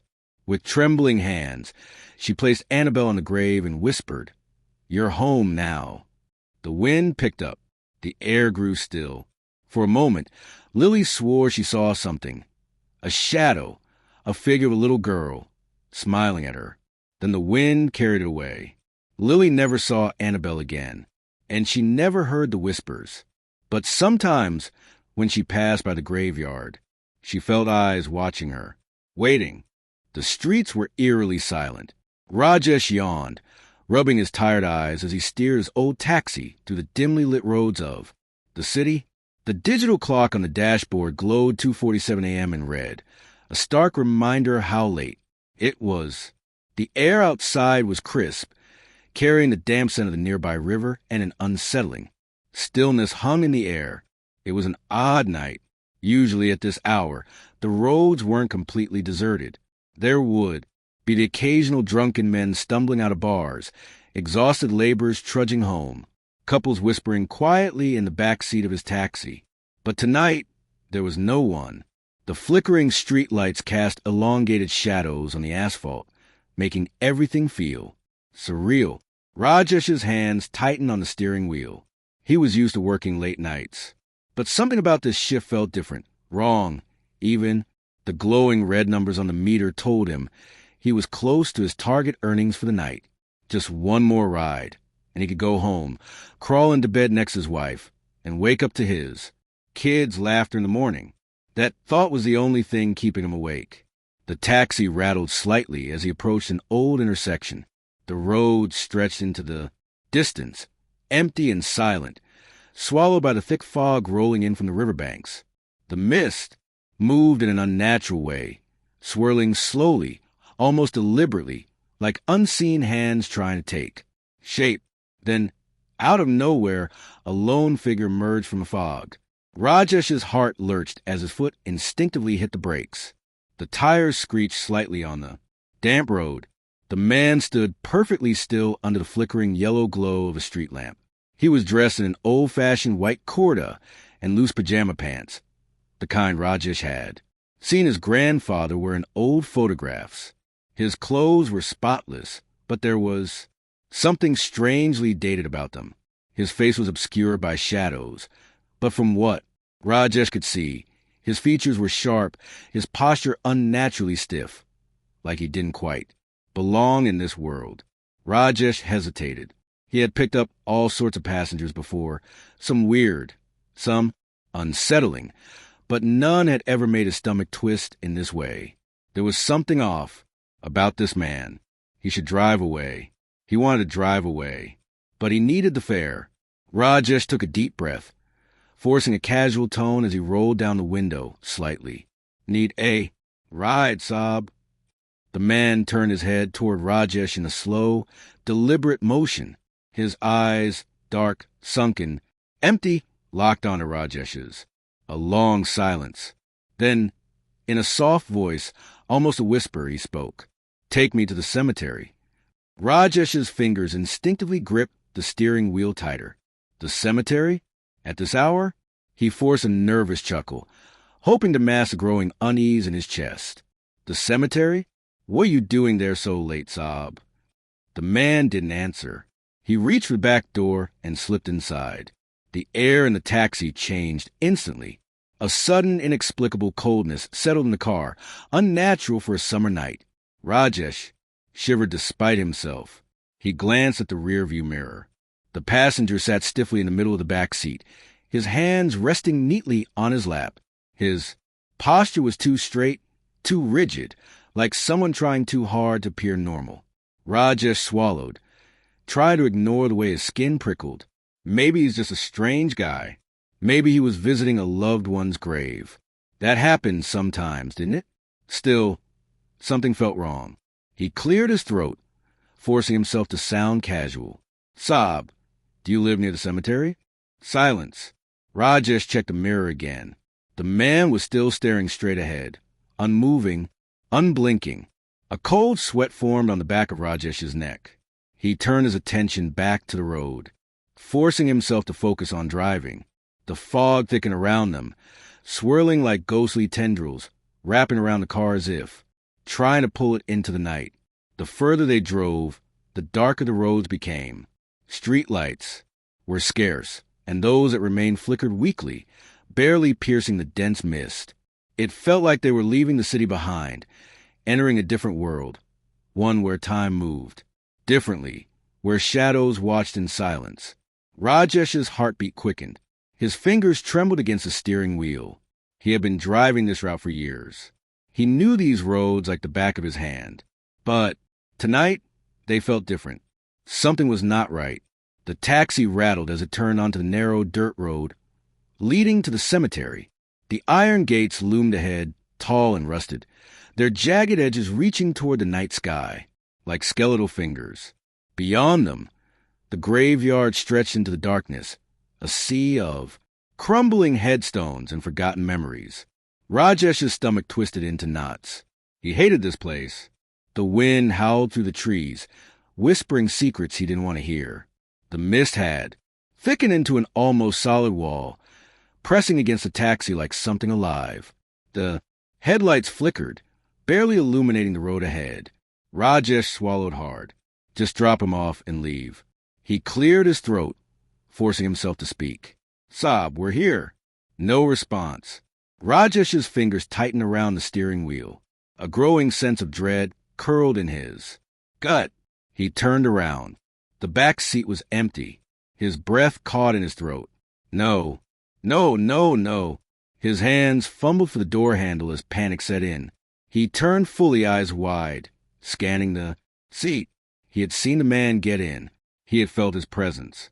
He had driven him all the way here. And now he is gone.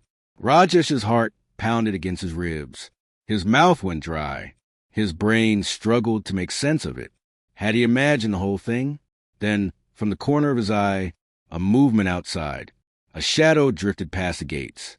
Rajesh's stomach dropped. His hands trembled as he grabbed his phone, switching on the flashlight.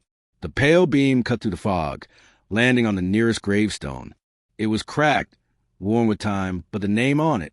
Rajesh's body went cold. The name on the grave was the same name the passenger had given him. His breath hitched. His pulse thundered in his ears. Then, as if carried by the wind, a voice whispered through the trees. Thank you for the ride. Rajesh's entire body froze. His throat clenched and his hands turned ice cold. His eyes darted wildly around the cemetery, his breathing uneven.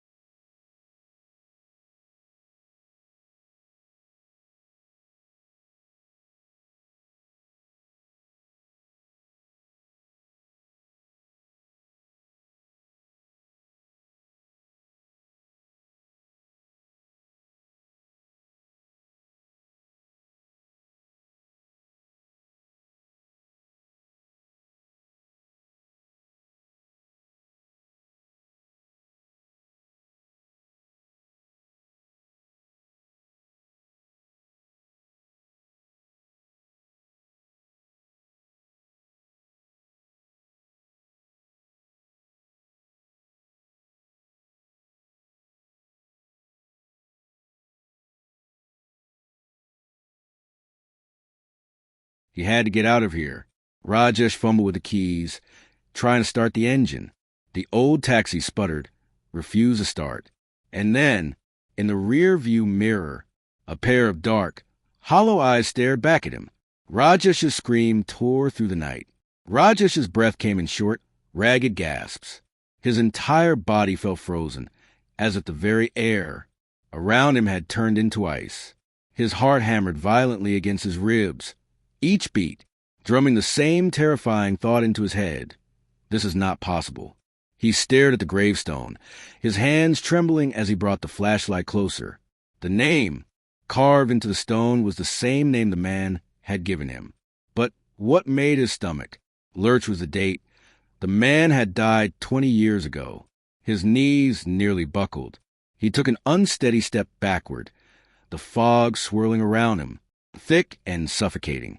The night air was eerily silent, yet a strange presence lingered, pressing against his skin like unseen eyes watching from every direction. Then, from the depths of the mist, a whisper floated through the air, soft, almost gentle, but chilling in its familiarity. "Thank you for the ride." Rajesh's breath hitched in his throat, his fingers numbed. His body screamed for him to run, but fear had him rooted to the ground. And then he felt it, a sudden bone-deep chill, an unnatural cold creeping over his shoulders, slithering down his spine. His instincts screamed. Something was behind him. Summoning every ounce of courage he had left, Rajesh turned. Nothing, but the mist shifted, swirling unnaturally, as if something unseen had just moved. Panic took over. He stumbled back toward the taxi, his hands shaking as he fumbled with the door handle. The metal was ice-cold beneath his touch. He yanked the door open and threw himself inside, slamming it shut behind him.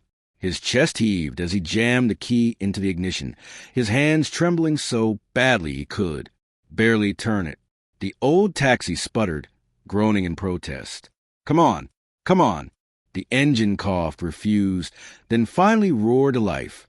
Rajesh gripped the wheel, slamming his foot on the accelerator. The tires screeched against the gravel, kicking up dust as he sped away from the cemetery. His breath was erratic, his heart still, hammering, but relief started to trickle in. He was safe. He was getting out of here. But then, the road stretched endlessly ahead of him. He knew this road. He had driven it countless times. Yet, something was wrong. The surroundings seemed unfamiliar, distorted. The fog pressed against the windows like unseen hands, growing thicker, denser, as if trying to pull him back. And then, a prickle of cold dread crawled up his neck. Something made him glance at the rear-view mirror. And that's when he saw it. His breath caught in his throat. A face, sitting in the back seat, exactly where he had been before. Unmoving, expressionless, hollow, dark eyes staring straight at him through the mirror. Rajesh's scream tore through the night. His hands jerked the wheel. The car skidded wildly, tires screeching against the gravel. His vision blurred with panic as he swerved. And then, darkness, a distant voice. Muffled, blurred, familiar. Rajesh's head throbbed, a deep, pounding ache that felt like someone was hammering inside. His skull, his body was heavy, each limb sluggish and weak. He forced his eyes open. The harsh morning light stabbed through his vision, making him wince. The sterile white of a hospital ceiling swam above him. The sharp scent of antiseptic filled his nose. His breath came in slow, shallow gasps. His entire body ached, his muscles stiff, as if he had been frozen in fear for hours. "Bia, you're awake!" A voice, his younger brother, Arun. Relief was evident in his tone. His wife stood beside him, worry etched into every line on her face. Rajesh blinked, his throat dry and scratchy. He tried to sit up, but his body protested, every muscle screaming in pain. What would happen? His voice was hoarse, barely above a whisper. Arun exhaled shakily.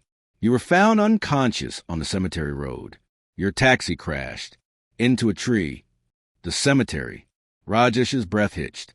The memories rushed back like a flood. the strange passenger, the fog, the gravestone, the face in the mirror. His fingers curled into the bedsheet, his knuckles turning white. He forced himself to ask the question that had been clawing at his mind. Did anyone find a man in my taxi? Arun frowned, his expression turning confused. Bia! There was no one in the taxi. Just you. Rajesh felt the blood drain from his face. His stomach lurched. No, that wasn't possible. He had seen him. He had spoken to him. He had felt his presence. His breath grew unsteady, his chest tightening. His hands shook as he grabbed Arun's arm. Check my rearview mirror. Arun gave him a puzzled look, but nodded. Okay, I'll ask someone to check.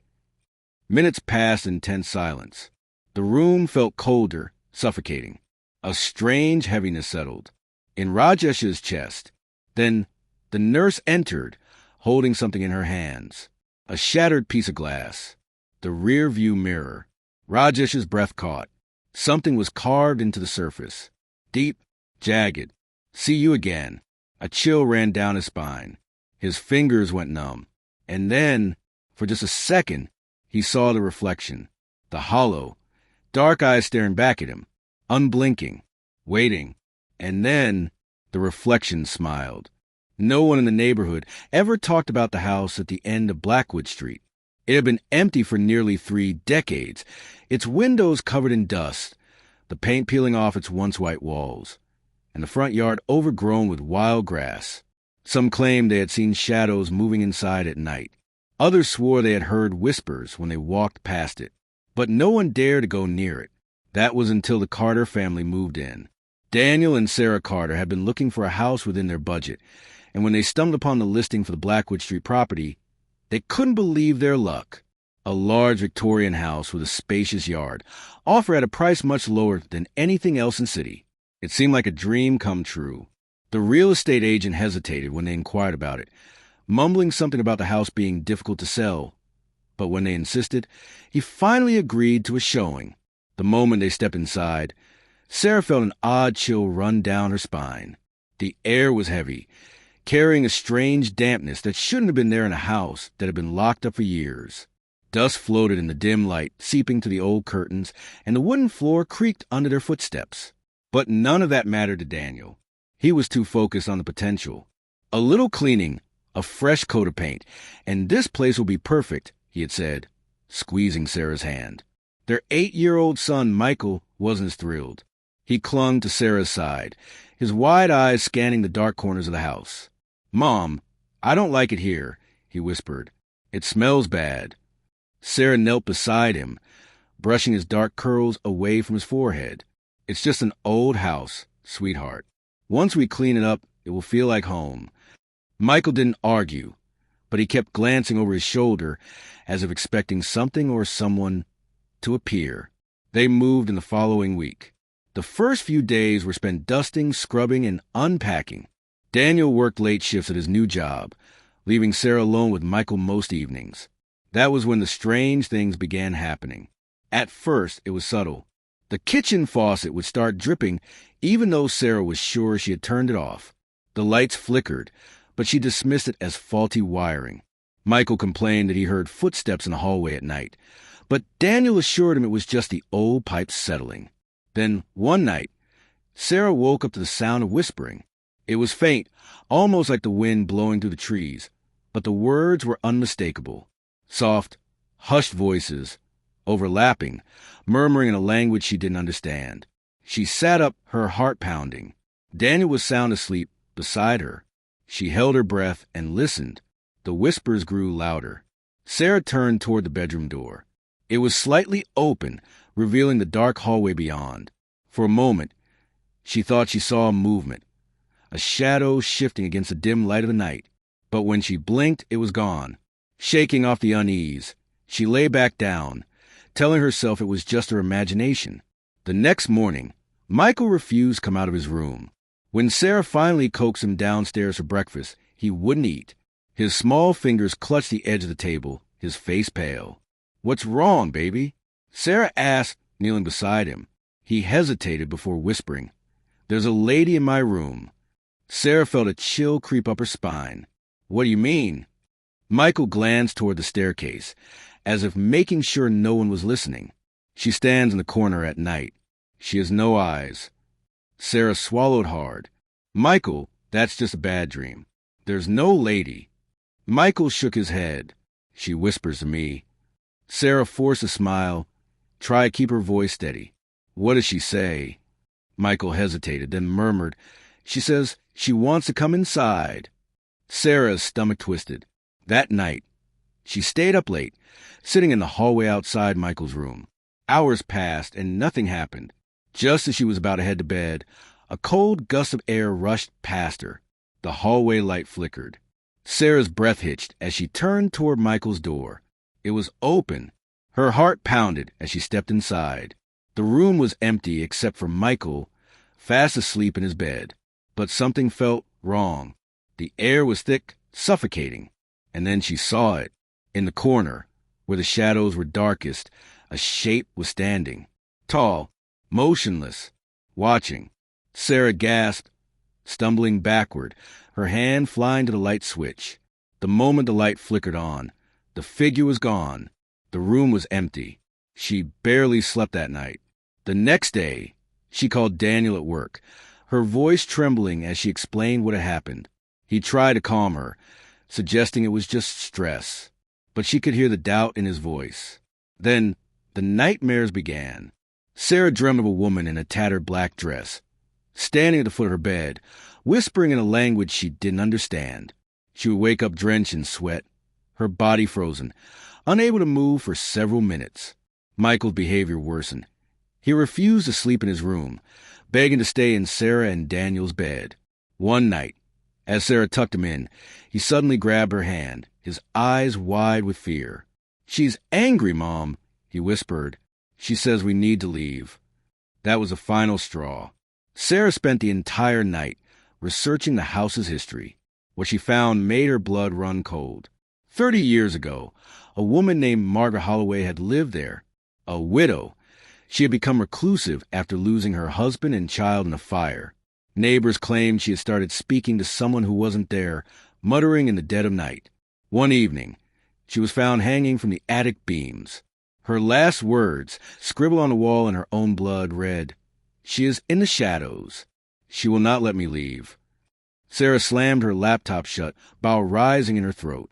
That night, she told Daniel everything. He finally agreed they needed to leave. They packed their bags, planning to stay at a hotel until they found a new place. But the house wouldn't let them go so easily. As Sarah gathered their things, a sudden, violent banging echoed through the house. The lights flickered wildly. A cold wind howled through the hallways, though every window was shut. And then Michael screamed. Sarah and Daniel ran to his room. The sight that met them was one they would never forget. Michael stood in the middle of his room, staring at the wall. The words "Don't leave" were scratched in the plaster, deep and jagged, as if carved by invisible claws. And then the whispering began again, louder this time, more urgent. Sarah grabbed Michael. Daniel yanked open the front door, and they ran. They never went back. A week later, the house was found abandoned again. The words on Michael's wall had vanished. But some nights, when the wind is still, neighbors say they can still hear whispering coming from inside. And sometimes, if you look closely, you can see a figure standing by the window, watching, waiting for someone new to move in. The Carters never spoke of what happened that night. They checked into a motel on the outskirts of town, too shaken to think clearly. Michael refused to sleep alone, clinging to Sarah every time she tried to move away. Even Daniel, always a rational one, lay awake, staring at the ceiling, his face pale in the dim light of the bedside lamp. The next morning, Sarah called the real estate agent. She didn't bother with excuses. "We're leaving the house. Sell it. Burn it. I don't care. We're not going back." The agent sighed on the other end of the line. "You're not the first ones to say that." Sarah gripped the phone tighter. "Then why the hell do you keep selling it?" There was a long silence. Then, in a voice barely above a whisper, he said, "Because it always finds new owners." Sarah's stomach twisted. She hung up, without another word. That night, Michael woke up screaming. Sarah and Daniel bolted upright, their hearts racing. Michael sat on the bed, his small body trembling, tears streaming down his face. "She followed us," he sobbed. "She's outside." Daniel rushed to the window. At first, there was nothing, just the empty parking lot, lit by a flickering street lamp. But then a movement, a figure, barely visible in the darkness. A woman in a tattered black dress. She stood motionless, her face obscured by shadows. Then, slowly, her head tilted upward, as if sensing Daniel's gaze. The light flickered again, and she was gone. Daniel stumbled backward, his breath ragged. "We need to get out of here." They left before sunrise, driving without a destination. They ended up in another state, renting a small apartment under a different name. They never mentioned Blackwood Street again. But the nightmares never stopped. Sarah would wake up gasping for air, the echoes of whispers still ringing in her ears. Michael grew quieter, his once bright eyes now dull and distant. And Daniel changed. He started staying up late, staring at the walls as if listening to something only he could hear. Sometimes, Sarah would wake to find him standing by the window, unmoving, his eyes vacant. One night, she finally asked, "What are you looking at?" Daniel didn't answer. Instead, he whispered, "She's waiting." Sarah's blood ran cold. "Who?" Daniel slowly turned to her. "She followed us." Sarah wanted to scream, to shake him, to tell him it was all in his head. But then she saw something that made her heart stop. His shadow. It stretched unnaturally along the wall, far too long for the dim light of the lamp. And beside his shadow, another, thin, still, watching. Sarah grabbed Michael and ran. They left Daniel behind that night. She never saw him again. Years later, when she finally gathered the courage to look him up, she found an article. A man had been found in an abandoned house, sitting in a chair, staring at the wall, mouth open, eyes hollow, dead. The neighbors claimed they still heard whispers coming from inside. And sometimes, if you looked closely at a window, you could see two figures standing there, waiting for someone new. But Sarah's nightmare wasn't over. 3 nights after reading the article, she woke up to a soft rustling sound in her bedroom. Michael was asleep beside her, his tiny hands curled into fists. Her breath hitched. The rustling grew louder. The closet door creaked open.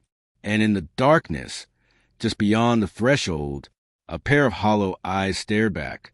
The last thing Sarah heard before the world went black was a whisper, "You shouldn't have left him." The end. The rain hammered the windshield as Mark gripped the steering wheel, his fingers tightening with each gust of wind that rocked his car. The empty highway stretched ahead, shrouded in mist and darkness, the white lane markers flashing like ghostly apparitions under his headlights. He had been driving for hours, his eyes burning from fatigue, and the storm showed no sign of letting up. Mark exhaled heavily, glancing at the dashboard clock. 2:47 a.m. The next town was about 30 minutes away. If he kept pushing forward, he could reach a motel before dawn and finally get some rest. His wipers struggled against the downpour, each pass barely clearing the windshield before another sheet of water obscured his vision.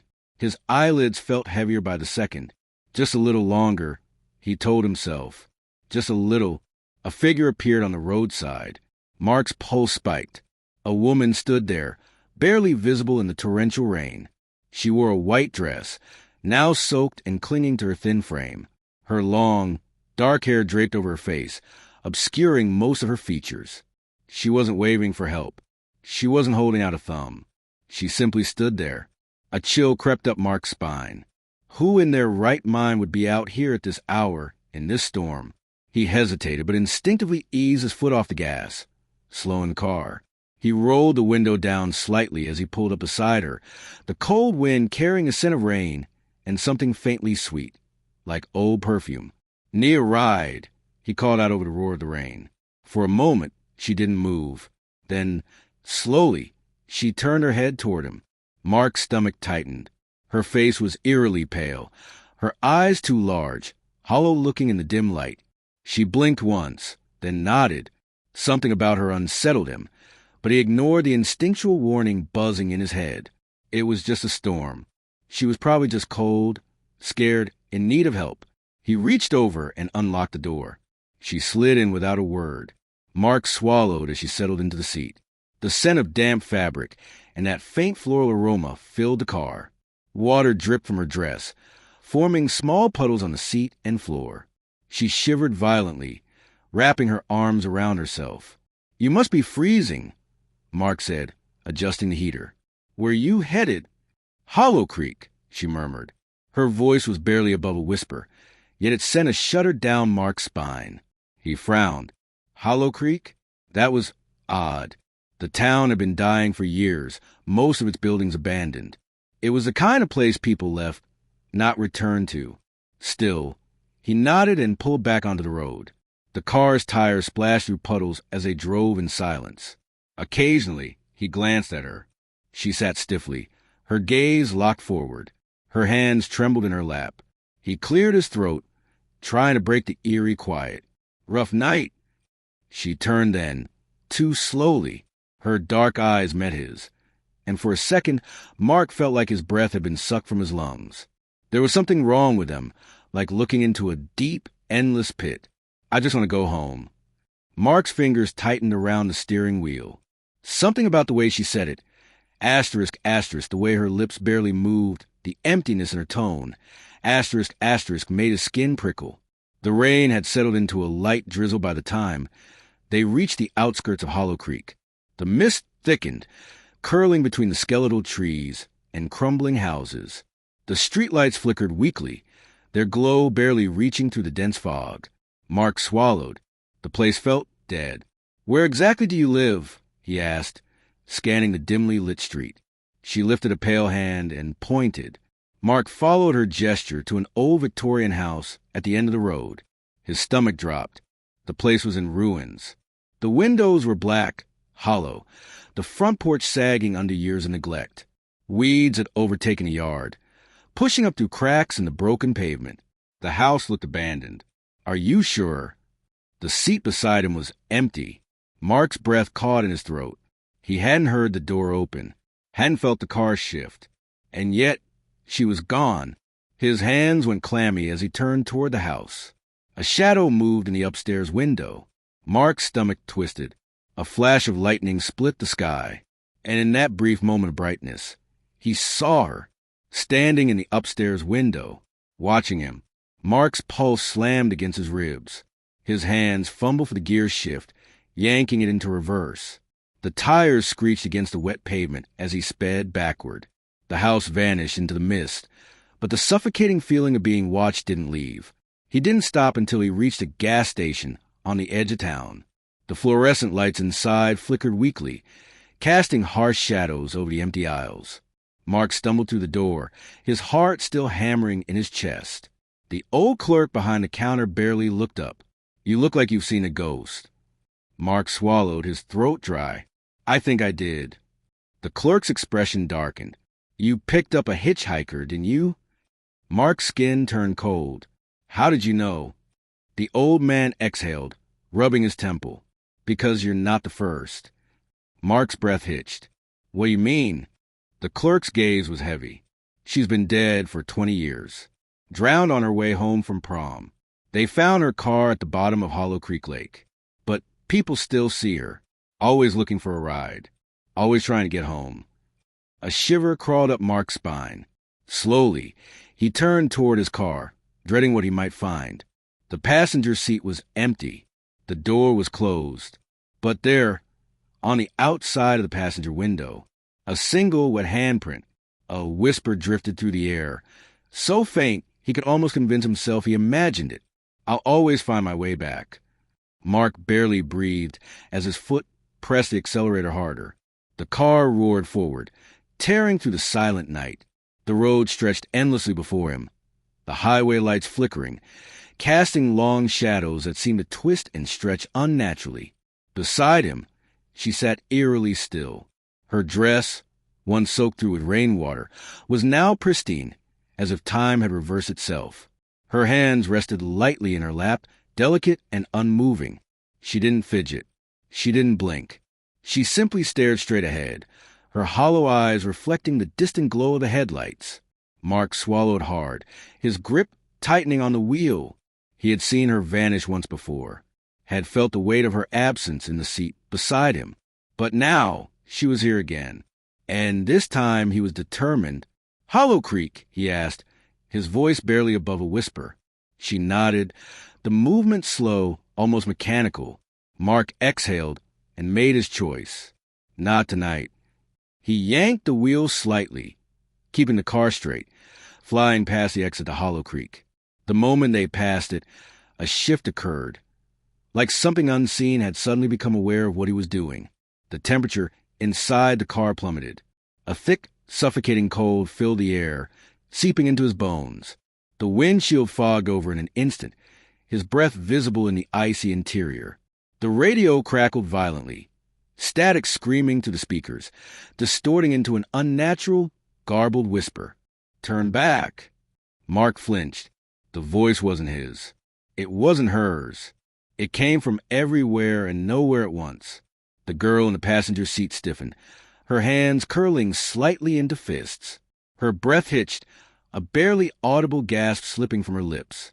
The pressure around them thickened, the air growing heavier, like the weight of unseen hands pressing against the car, dragging it down. The headlights dimmed, flickering like a dying candle. Mark clenched his jaw and pressed the gas harder. The road ahead stretched endlessly, impossibly long. His stomach twisted. Was he even making progress? It felt like he was driving in place, like Hollow Creek was trying to keep them from leaving. Then, a whisper. "You can't save me." Mark turned his head slightly. She was fading. Her form grew translucent, a shifting mist of half-existence. Her fingers trembled, reaching for something unseen.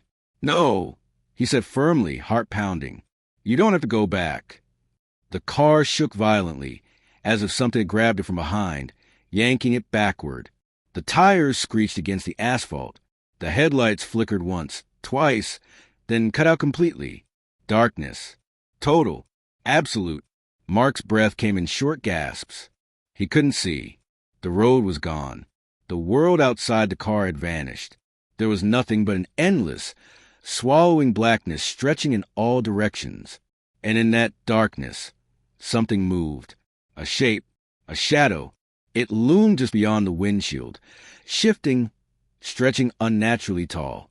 Its form was amorphous, twisting in ways that hurt to look at. Its fingers, long and possibly thin, dragged across the hood of the car, leaving behind deep, jagged scratches. Mark's pulse pounded in his ears. The radio crackled again, a broken, guttural voice rising through the static. "She belongs here." The girl shuddered. Her form flickered, fighting against whatever force was pulling her back. Her lips parted, and for the first time, her voice was more than a whisper. "Drive," she pleaded. Mark didn't hesitate. He slammed his foot against the gas pedal. The engine screamed. The tires skidded. The car lurched forward, tearing through the darkness. The shadow behind them howled, a sound that wasn't human, that wasn't meant for human ears. The headlights burst back to life. Suddenly, there was road again. Trees. Sky. The world had returned. The highway stretched before them, leading into the next town. The unnatural cold faded, replaced by the soft, humid air of an ordinary summer night. Mark swallowed hard, glancing to his right. The passenger seat was empty. No water, no scent, no trace that anyone had ever been there. But then, something caught his eye in the side mirror. His breath hitched. The handprint, still on the window, but this time it was on the outside. His fingers tightened around the wheel. The road stretched ahead, nothing but distant headlights and the occasional flicker of neon from gas stations in the distance. Then, barely audible over the hum of the engine, a whisper, so soft it could have been the wind. "I'll always find my way back." Mark didn't stop driving until he reached the next state line. And even then, he didn't look in the mirror again. Ethan Carter had heard the rumors before booking his stay at the Blackwood Inn. Whispers of a cursed room, guests waking up screaming, shadows moving where they shouldn't. but he had never been one to believe in ghost stories. Superstitions were just that, stories people told to scare themselves.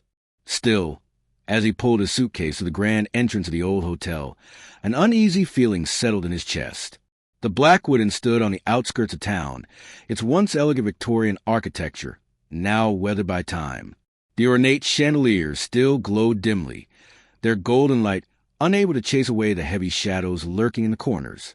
The air smelled of aged wood, polished floors, and something faintly floral, lavender, perhaps, though it carried a musty undertone. The receptionist, an older woman with graying hair pulled into a tight bun, barely looked up as he approached the front desk. Her wrinkled hands moved slowly over the guest book, and when she finally met his gaze, something flickered behind her tired eyes. "Checking in?" she asked in a low voice. "Yes, Carter. Ethan Carter. I have a reservation for 2 nights." The woman's eyes darted to the register, then back to him. She hesitated for a moment before reaching for a brass key hanging from a row of hooks behind her. Ethan noted that most of the keys were gone, likely indicating a full house, but the one she took down was near the end, room 306. A frown creased her face. "Are you sure you want this room?" Ethan raised an eyebrow. "Why wouldn't I?" She exhaled through her nose, shaking her head slightly. "No reason. Just, if you hear anything strange, try not to pay it any mind." A cold knot tightened in Ethan's stomach. "Strange like what?" The woman pursed her lips. "The walls here are old. They creak at night." Something in the way she said it, too rehearsed, too dismissive, made his skin prickle. But he forced a chuckle and took the key. "I'll keep that in mind." The elevator creaked as it carried him up to the 3rd floor, the dim yellow lights flickering slightly. The doors groaned open, revealing a long hallway lined with dark wooden doors. A thick runner rug muffled his footsteps as he walked toward the end of the corridor, where room 306 waited. He hesitated before inserting the key. The brass numbers on the plaque were slightly tarnished, as though too many fingers had brushed against them. A shiver ran down his spine, but he shook it off and pushed the door open. Inside, the room was unremarkable. A queen-size bed with crisp white sheets, a wooden desk with an old-fashioned lamp, a small TV perched on a dresser. Across from the bed, an ornate mirror in an antique frame hung on the wall. But something about the air felt wrong. It was too still, too quiet. Even the hum of the hotel's heating system seemed absent. He set his suitcase down and walked to the window, pulling back the curtains. Outside, the town's dim streetlights flickered through the mist, but beyond that, there was only darkness. Brushing off his unease, Ethan changed into his nightclothes and climbed into bed. The mattress was firm but comfortable, the blankets warm. He exhaled deeply, willing himself to relax. It was just another hotel. Nothing was going to happen. He drifted off to sleep. A sudden chill jerked him awake. The room was dark, except for the faint glow of the streetlights filtering through the curtains. The air was thick and unnaturally heavy, pressing down on him like a suffocating blanket. His breath fogged slightly in the air, as if the temperature had plummeted in an instant, a sharp contrast to the warmth he remembered before falling asleep. Something wasn't right. The silence wasn't normal. It wasn't the peaceful quiet of a hotel at night. It was something else entirely. A void. The kind of silence that wasn't just the absence of sound, but the suppression of it, like the entire world had stopped breathing. Even the faint hum of the air conditioner had vanished. Then, out of the corner of his eye, he noticed the mirror. At first, it was subtle, just a trick of the dim light. The reflection seemed off, like the room wasn't quite the same as the one he was in. His stomach tightened. He squinted, trying to make sense of what he was seeing. The bed was there, the desk, the lamp, but something else was, too. A woman. She stood in the mirror, barely visible in the murky glow. Long, damp strands of hair clung to her face, her features half hidden in the shadows. Her skin was pale, deathly pale, as if all the life had been drained from her body. But it was her eyes that made Ethan's blood run cold. Dark, sunken, hollow, and locked onto him. Ethan tried to move, to sit up, to scream, to do anything, but his body refused to obey. His chest rose and fell in ragged, shallow gasps, his limbs frozen, as if it had been buried beneath an unseen weight. His heart pounded against his ribs, every beat a drum of sheer terror. The woman in the mirror took a slow, shuddering breath. Her lips parted. No sound came, just a silence so deep it rang in his ears. Then a whisper, "Get out!" The sound slithered through the air, a breathless, rasping murmur that sent a jagged chill down his spine. His paralysis shattered. Ethan gasped awake again, this time bolting upright. His heart pounded in his chest, a hammering rhythm that echoed in his ears. Sweat clung to his skin, his shirt damp from sheer panic. His breathing was shallow, uneven, like he had run miles without stopping. The room was silent. The mirror was normal. No woman. No dark, sunken eyes. No whispering voice. But then his breath caught. His stomach lurched. There, on the cold glass, was a single handprint. On the inside. His mind raced. His pulse thundered. Every nerve in his body screamed at him to run. But he didn't. He couldn't. His rational mind clawed for answers. Had he been dreaming? Sleep paralysis? No. This was real. Too real. Slowly, hesitantly, he swung his legs over bed, his bare feet meeting the icy floor. The chill seeped into his skin, crawling up his spine like a phantom touch. His reflection stared back at him, his own face pale and drawn, his eyes wide with fear.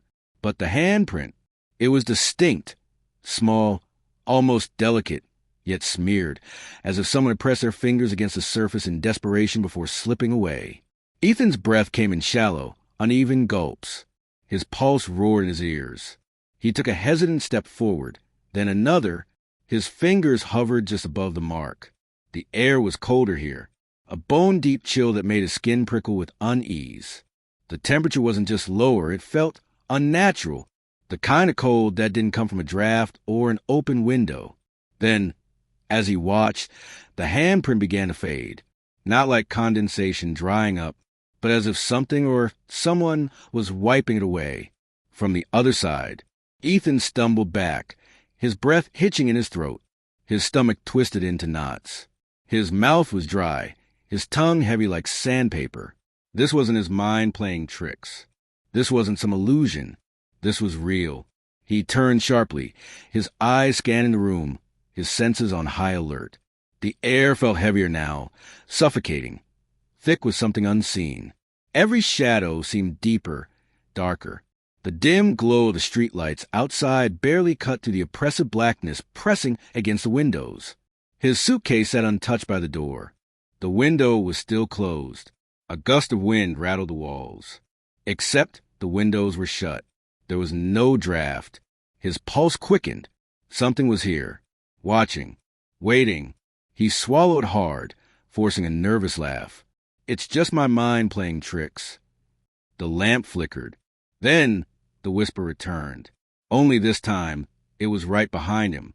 Get out. The voice was closer. Too close. So close he could feel the ice-cold breath on the back of his neck. A rush of freezing air swept through the room, and the lights died, plunging everything into complete darkness. Ethan didn't hesitate this time. He lunged for his suitcase, yanking it off the floor, his fingers fumbling with the lock. His breath came in rapid, uneven gasps. The whispering turned into a low, distorted hum, growing louder. Something moved in the darkness. A shadow, flickering, shifting, crawling along the walls, stretching toward him. The door. He needed to get to the door. His trembling hands grasped the key. He twisted the knob. It wouldn't budge. It was locked from the inside. His breath came in sharp, panic bursts. He banged on the door, his voice raw and desperate. Help! Let me out! No answer. No footsteps. Just silence. Then the whisper returned, right against his ear. You should have listened. His blood ran cold. Something moved behind him. A presence. A shape in the dark. He could feel it. Tall, looming, hungry. Ice-cold fingers wrapped around his throat. The touch sent a violent shudder through his body. The grip tightened. Cold, unforgiving. Stronger than anything human. Ethan tried to scream, but no sound came. His vision blurred. His lungs burned. The shadows swallowed him whole. The next morning, room 306 was empty. The bed was made. The suitcase was gone. And in the mirror, a single handprint remained, pressed against the glass, waiting for the next guest. A week later, the receptionist checked in another guest, another skeptic, another name in the register. The key to room 306 was handed over. The cycle began again. The forest was eerily silent. Not the peaceful kind of silence, but the heavy, unnatural quiet that made every breath sound too loud. The kind of silence that made the hairs on the back of your neck stand up.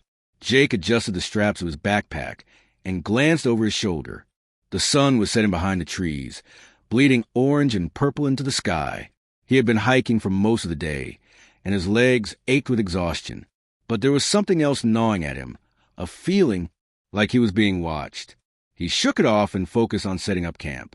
The clearing he had chosen was perfect, just enough space for his tent, surrounded by towering pines that swayed gently in the evening breeze. He had always loved the solitude of camping alone, away from the noise of the city. No distractions, just him and the wilderness. But as he unrolled his sleeping bag, that feeling returned. Stronger. Jake slowly turned, scanning the tree line. The woods were dense, shadows stretching long and jagged across the forest floor. The wind rustled through the leaves, but there was no movement beyond that. Still, he couldn't shake the unease creeping into his chest. He forced a chuckle. Relax, man. It's just your imagination. But even as he said it, the feeling lingered. The fire crackled, sending flickering light across the clearing. Jake sat cross-legged near the flames, his knife resting beside him. He wasn't scared, just cautious. He sipped from his water bottle and let his mind drift.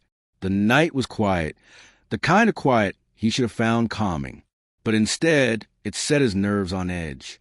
Then he heard it, a snap, a branch breaking somewhere in the trees.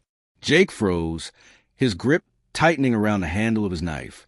He held his breath, ears straining against the silence. Nothing, probably just an animal. He exhaled slowly and forced himself to relax. But just as he reached for another drink, his eyes caught something, a shape just beyond the firelight, a shadow, standing between the trees, watching him. Jake's pulse slammed against his ribs. The figure was tall, unmoving, blending into the darkness. It didn't shift, didn't flinch, just stood there. His mouth went dry. Hello? His voice sounded weak, uncertain. No response. The wind picked up, rustling the leaves, but the figure remained. Then it moved, not like a person walking, but like a distortion, a ripple in the dark. One moment, it was there. The next, it wasn't. Jake's stomach twisted. What the hell was that? He grabbed his flashlight and shone it into the trees. The beam cut through the dark, illuminating rough bark and tangled undergrowth. But there was no sign of anything or anyone. After a long moment, he lowered the light. It was probably just exhaustion playing tricks on his mind. The shadows could be deceiving, especially when he was alone out here. That had to be it. With a deep breath, he crawled into his tent, zipping up tight. But sleep didn't come easily, because even though the fire outside crackled and the wind rustled through the trees, he could still feel it. That presence. Watching. Waiting. Jake woke to the soft glow of morning filtering through his tent. The air was cool and damp, carrying the earthy scent of pine and soil. His body ached from the stiffness of sleeping on the hard ground, and his muscles protested as he stretched his arms above his head. He let out a slow breath and rubbed his face. His sleep had been restless, plagued by strange dreams, shifting shadows, whispered voices, the unsettling feeling of being watched. He couldn't remember much, but the lingering unease sat heavy in his chest. Pushing aside the lingering grogginess, he unzipped the tent and stepped outside. The forest was bathed in the golden hues of early morning, the treetops swaying gently in the breeze. Sunlight filtered through the branches, casting dappled patterns onto the ground. The sound of chirping birds and rustling leaves filled the air, the rhythmic pulse of the wild. For a moment, he almost laughed at himself. The fear from last night seemed ridiculous now. He had let the darkness and exhaustion get to his head. Shadows played tricks, nothing more. His mind had conjured up shapes that weren't there, fueled by the eerie silence of the wilderness. Still, that feeling, even now, with daylight illuminating every inch of the forest, a small, nagging sense of discomfort remained at the back of his mind, like something unseen had followed him into the morning. Shaking off the thought, he moved to prepare for the day. He boiled some water for instant coffee, the familiar bitterness helping to ground him. His hands were steady now, his breathing even. He told himself he just needed to keep busy, to distract himself from the nonsense running circles in his mind. After finishing his makeshift breakfast, he packed up a small bag with essentials, a knife, a map, a flashlight, and some snacks. He figured a short hike would do him good, help clear his head. The trail wound through towering pines and thick undergrowth, the scent of damp moss and fresh earth filling his lungs. With each step, he let the tension ease from his shoulders. The deeper he went into the woods, the more he began to enjoy the solitude again. He followed the trail for about an hour, admiring the untouched beauty of nature. Everything was so still, so perfect. The way the sunlight broke through the canopy, the distant hum of insects. It was exactly why he loved being out here. Then, somewhere in the distance, a branch snapped. Jake stopped. His heartbeat thudded against his ribs as he turned, scanning the dense forest behind him.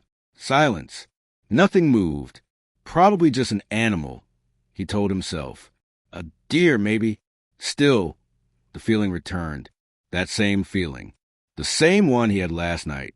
The sensation of eyes on his back. His throat tightened.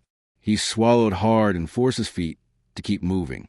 By the time he returned to his campsite, the sun was already dipping behind the trees, the golden light fading into deep orange and purple hues. The air had cooled significantly, the first hints of evening settling in. Jake exhaled, relieved to be back. The familiar sight of his tent and fire pit made him feel grounded again, safe. But then, something was wrong. His tent was open, not just slightly unzipped, but wide open. The entrance flapped gently in the evening breeze, the fabric swaying as if something or someone had been inside. Jake's stomach dropped. Had he forgotten to close it? No. He was sure he had zipped it shut before leaving. A sharp chill ran down his spine. His eyes scanned the clearing. Every muscle in his body tensed. The forest around him remained still. The wind whispered through the leaves, but there was no sign of movement, no sign of anyone. Taking slow, deliberate steps, he approached the tent. His fingers tightened around the knife on his belt. He hesitated for a moment before crouching down and peering inside.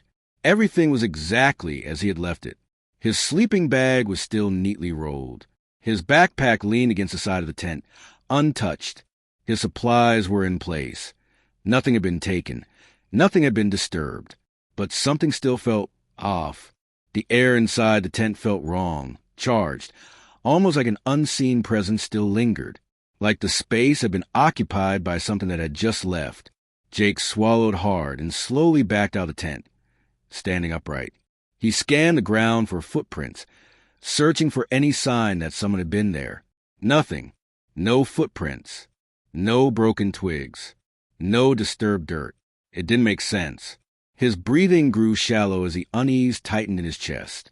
If no one had been here, why did it feel like they had? He spun around suddenly, scanning the tree line. The forest had darkened with the fading light, the shadows stretching long and jagged across the ground. The trees stood tall and unmoving, their silhouettes dark against the deepening sky. And yet, for a split second, he thought he saw a movement, a shape, tall, thin, standing just beyond the trees. His breath hitched. He blinked, and it was gone.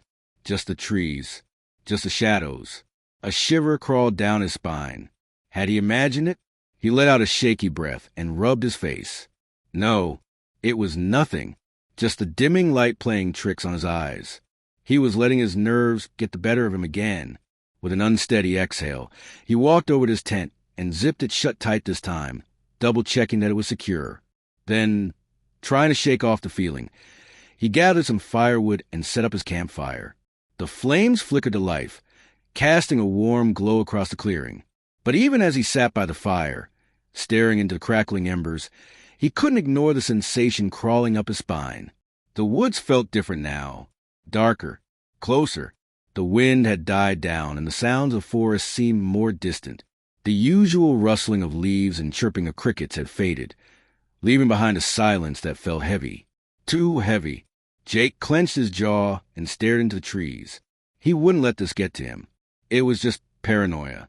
Just the tricks of an overactive imagination. But deep down, in the part of his brain that he tried to ignore, he knew something wasn't right. Something was out there, and it was watching him. The fire crackled, sending sparks into the night sky. Jake sat with his knife in hand, his flashlight resting beside him. The feeling was back, stronger than before. The kind of feeling that made his muscles tense and his heartbeat quicken. Then it happened again. A sound, a whisper of movement in the trees. His grip tightened around the knife. Not an animal, not the wind, something else. He turned his flashlight toward the woods. The beam cut through the dark. For a second, there was nothing but trees and shadows. Then there, a figure, closer than before. Tall, motionless, watching. Jake's breath hitched. He stood slowly, muscles tensed. His instincts screamed at him to run, but he didn't. Instead, he called out, his voice low but firm. "Who's there?" Silence. Then movement. It was coming closer. Jake's heart pounded. He grabbed his flashlight, shining it directly at the figure. And for the first time, he saw it. A tall, gaunt figure, its limbs impossibly thin.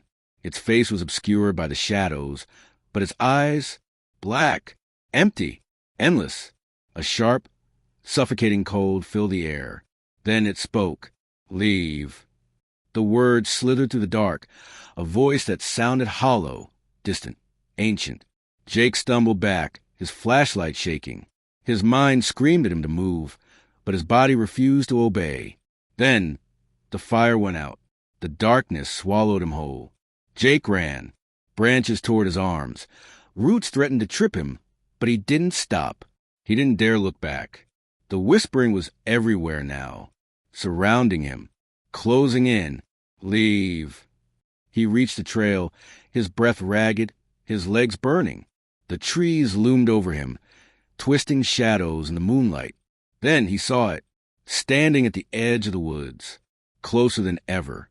It tilted its head, those empty black eyes locking onto his. And then it smiled. Jake didn't wait to see what would happen next. He bolted, didn't stop, didn't look back. He reached his car, fumbled with the keys. His hands trembled, his breath coming in sharp gasps. The engine roared to life. He peeled out of there, gravel kicking up behind him. The last thing he saw in his rearview mirror, the figure, standing at the tree line, watching, waiting. And as he sped down the road, one final whisper followed him. "See you soon." Emily Foster was alone in her apartment when the phone rang. It was late, too late for anyone to be calling. She frowned, glancing at the clock. 11:47 p.m. Her phone vibrated against the coffee table, the screen lighting up with an unknown number. She hesitated. It could be a scam call, a wrong number, or something equally unimportant. But something about it fell off. The number looked familiar, almost like... She swallowed hard, her heart picking up pace. It looked like his number. No, that was impossible. She had deleted it months ago, because her brother was dead. Her fingers trembled as she reached the phone. The ringing seemed louder now, insistent, urgent. Finally, she answered. "Hello." For a moment, there was only static, a faint crackling noise. Then, a voice, soft, distorted, but unmistakable. "Emily?" Her stomach dropped. She knew that voice. She knew it better than her own. "Matt!" Silence. Her breath hitched. It couldn't be. It couldn't be him. Matt had died 6 months ago in a car accident. She had identified his body herself. The funeral, the grief, the unbearable emptiness of losing her only brother. She had lived through it all, but now his voice was here, on the other end of the line. "Emily, listen to me." Matt's voice came again, shaky and urgent. "You have to leave. Now! Her skin prickled. What? She started, but the static flared, drowning out her words. His voice came through again, broken and desperate. Emily, he's coming. Don't let him in. The call cut off. Silence. The line went dead. Emily stared at her phone, her pulse hammering in her ears. What the hell had just happened? She tried to call the number back. Disconnected. A cold shiver ran down her spine. Had she imagined it? Had the grief finally cracked something inside her? Her thoughts were racing, trying to make sense of what she had just heard. Then, a knock at the door. A single, deliberate knock. Emily froze. The air in her apartment suddenly felt too thick, too heavy. Slowly, she turned toward the door. Her phone slipped from her fingers, landing on the floor with a dull thud. Because beyond the door, in the dimly lit hallway, she could see a shadow. A tall, unmoving figure. Waiting. Emily's breathing came in shallow bursts, her chest rising and falling in rapid succession. She forced herself to think logically. Maybe it was a mistake, a hallucination. Maybe she was hearing things, a trick of exhaustion, grief, stress. But the shadow outside her door was real, and it hadn't moved. A heavy, suffocating stillness filled the room, pressing down on her shoulders like an invisible weight. She took a shaky step backward. Her instinct screamed at her to run. But where? She was on the 3rd floor. No fire escape. No back door. The only way out was through the very door where he stood. Her mind replayed Matt's words, each syllable cutting through her panic like a jagged blade. Don't let him in. Emily swallowed hard. She inched toward the peephole. Slow. Careful. Every movement is deliberate. She was terrified, but she had to see. The wood felt ice cold against her skin as she pressed her forehead against the door. With a trembling breath, she looked through the tiny glass lens. And there he was, a man, tall, dressed in dark clothing, standing completely still. The hallway light flickered, bathing him in sporadic flashes of dim, yellowish glow. Her fingers dug into the doorframe. His posture was unnatural, too rigid, too deliberate, like he wasn't just standing there, but waiting. Emily's stomach churned. His face was hidden beneath the shadows. She couldn't make out his features, but something told her she didn't want to. He wasn't shifting his weight. He wasn't swaying, breathing, adjusting his stance. Nothing. Like he wasn't human at all. A cold, creeping sensation ran up her spine. Emily took a step back, her fingers hovering over her phone on the floor, her mind racing. She had to call someone. The police. A neighbor. Anyone. Then, another knock. Harder. More forceful. Boom. Boom. Boom. The sound exploded through the apartment, vibrating the walls. Emily gasped, stumbling backward. Her legs felt like lead, heavy and useless beneath her. She clutched her chest, trying to steady her breath, but she couldn't. Her heart pounded wildly, erratic and frantic, her body teetering on the edge of panic. She wanted to scream, wanted to run, but all she could do was stare at the door. Boom, boom, boom, louder this time, like a battering ram against the wood. Something in her gut twisted violently, sending nausea rolling through her stomach. This wasn't just some stranger. This wasn't a confused neighbor knocking on the wrong door. This was something else. A presence. Something that shouldn't be here. Emily pressed a trembling hand to her mouth, biting down on her lip to keep from sobbing. The knocking stopped. A beat of silence. Then, a voice. Low. Raspy. Not Matt's. Emily. She sucked in a sharp breath, her blood turning to ice. He knew her name. The voice was wrong. Distorted. Like a recording played at the wrong speed. Slow, dragging, inhuman. Like something trying to sound human. Tears burned her eyes. She clapped a hand over her mouth, willing herself to stay silent. Maybe if she didn't move, didn't breathe, he would leave. Maybe he would think she wasn't home. Let me in. Her stomach twisted. No, no, no, no. It was a command, not a question. A demand. The doorknob rattled violently, twisting, jerking, wrenching back and forth with unnatural force. The lock was held. For now. Emily stumbled back, gripping her phone so tightly her knuckles turned white. She had to get out. Now. She scrambled to unlock her phone, but her fingers were slick with sweat, shaking too badly to type 911. Dial 911. But before she could press the call button, the knocking stopped. Silence. Her ears rang from the absence of sound.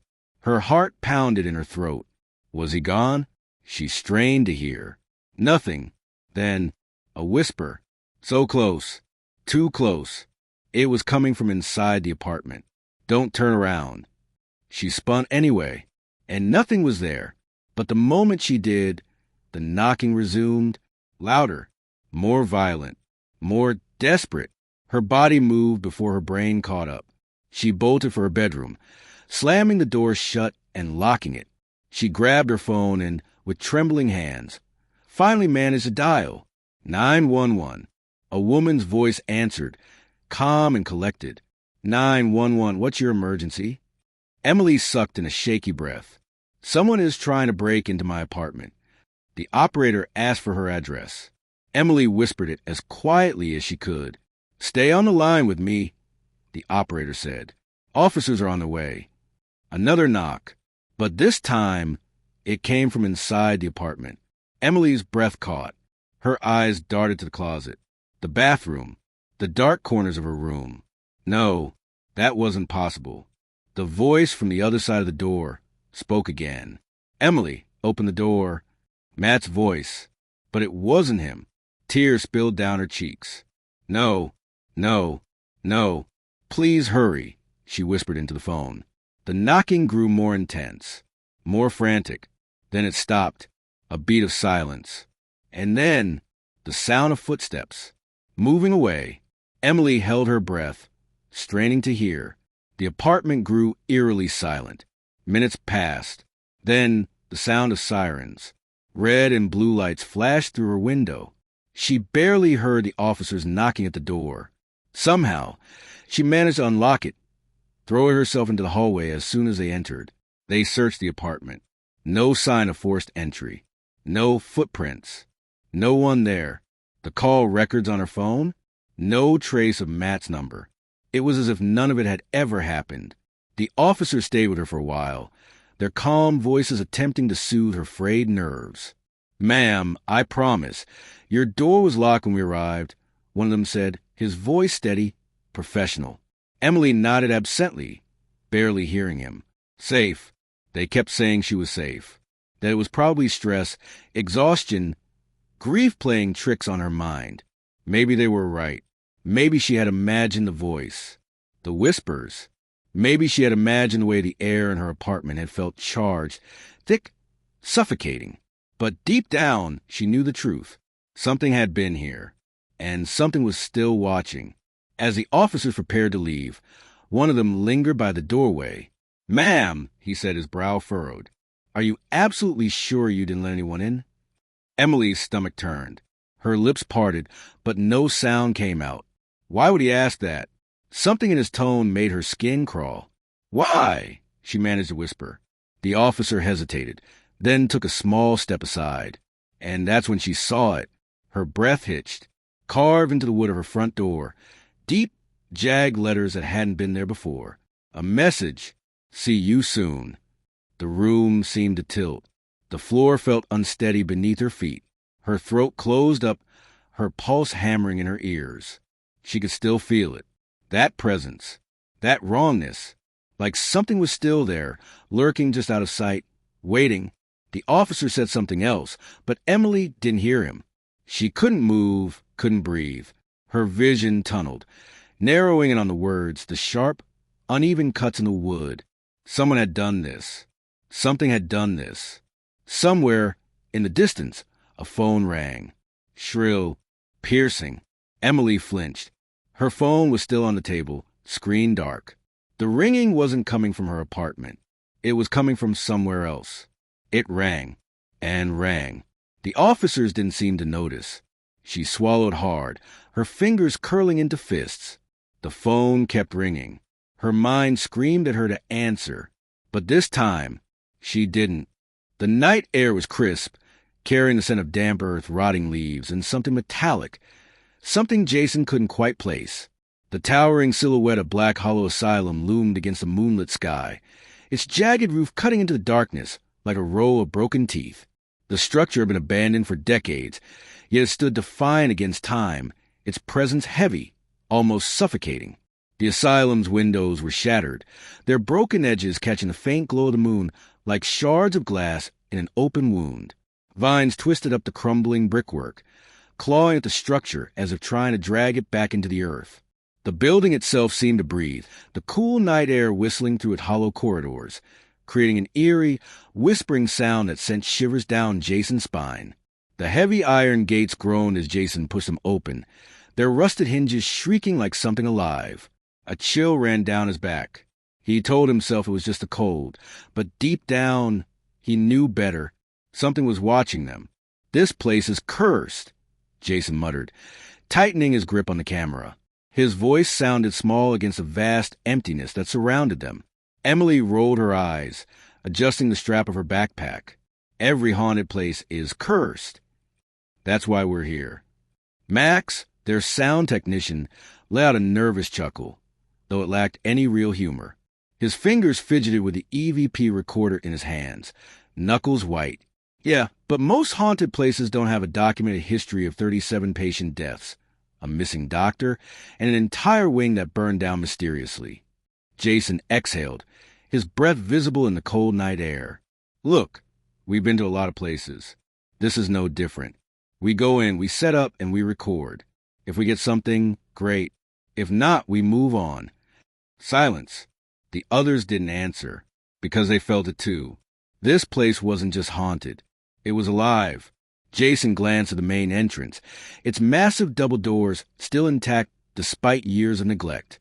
Faded words were etched into the wood above them. Below the inscription, something else had been scratched into the wood. Something newer, something desperate. "Don't listen to them." A gust of wind rushed past, rustling the dead leaves at their feet. Jason felt a pressure in his chest, an invisible weight settling over him. His instincts screamed at him to turn back. Instead, he adjusted his camera strap and took the first step forward. The asylum stood silent, waiting. The massive wooden doors groaned as Jason pushed them open, their rusted hinges screeching in protest. A gust of stale air rushed out, carrying with it the scent of decay, dust, and something foul, something that didn't belong to the living. The beam of their flashlights cut through the thick darkness, illuminating peeling wallpaper, rusted gurneys, and splintered furniture. The walls were covered in faded medical posters, their edges curled with age, their once bright images of human anatomy now smeared with grime. Yellowed patient files lay scattered across the floor, some half open, filled with scribbled notes in handwriting that had long since faded. Jason stepped forward cautiously, his boots crunching on broken glass and brittle paper. The heavy silence of the asylum pressed down on them like a suffocating blanket. "Jesus," Max muttered, sweeping his flashlight over the room. "It's like they just left." Emily, always a skeptic, let out a short breath. "Well, the place was shut down in 1968. If you had a reputation for mistreating patients and a mysterious fire, you'd leave in a hurry too." Max swallowed hard. "Still, it's like the air is watching us." Jason ignored him and focused on the admission desk, a once grand structure now covered in dust and deep scratches. He brushed away a thick layer of dirt, revealing an old brass nameplate. Dr. Bernard Holloway, chief psychiatrist. The name seemed familiar, though he couldn't place why. Something rustled in the darkness. Jason stiffened. The sound had come from the long hallway ahead, where the patient rooms were. The others heard it too.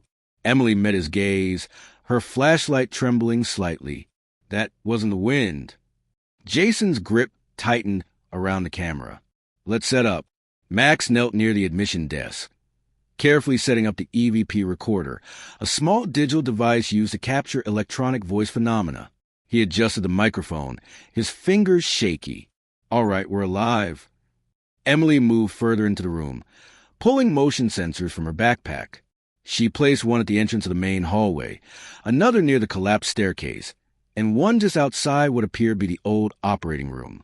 Jason turned on the night vision camera, adjusting the angle to capture the hallway in full view. His voice was steady, professional. But beneath it was a tension none of them could ignore. All right, let's get started. This is Black Hollow Asylum, abandoned since 1968. Reports of voices, shadows, and unexplained movements. If anyone is here with us, we mean no harm. Silence, the kind that pressed into your ears. Then, a faint shuffle. Jason's head snapped toward the hallway. Did you hear that? Emily nodded slowly, her brows furrowing. Yeah, but we're alone. Max's fingers flew over the thermal camera screen. No heat signatures. Jason exhaled, but his gut told him something wasn't right. The air was heavy now, thick with something invisible, something that felt like it was watching. And then, the EVP recorder crackled. A voice, faint, distant, a single word, drawn out in a whisper. Stay. The asylum had spoken. An hour passed. The team moved deeper inside, their nerves growing taut. Max played back the first EVP recording. The static crackled.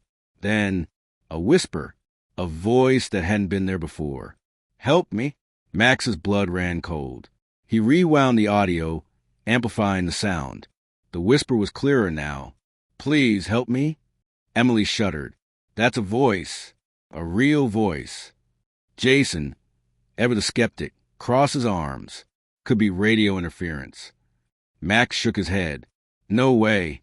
This is direct. Something is here. Emily turned to the darkness, stretching beyond their flashlights. Then let's find them. They walked deeper into the asylum. The air grew colder. Their breath fogged. The walls, once sterile white, were now stained with time or something else. Jason stopped in an old restraint room, where violent patients had been strapped to their beds.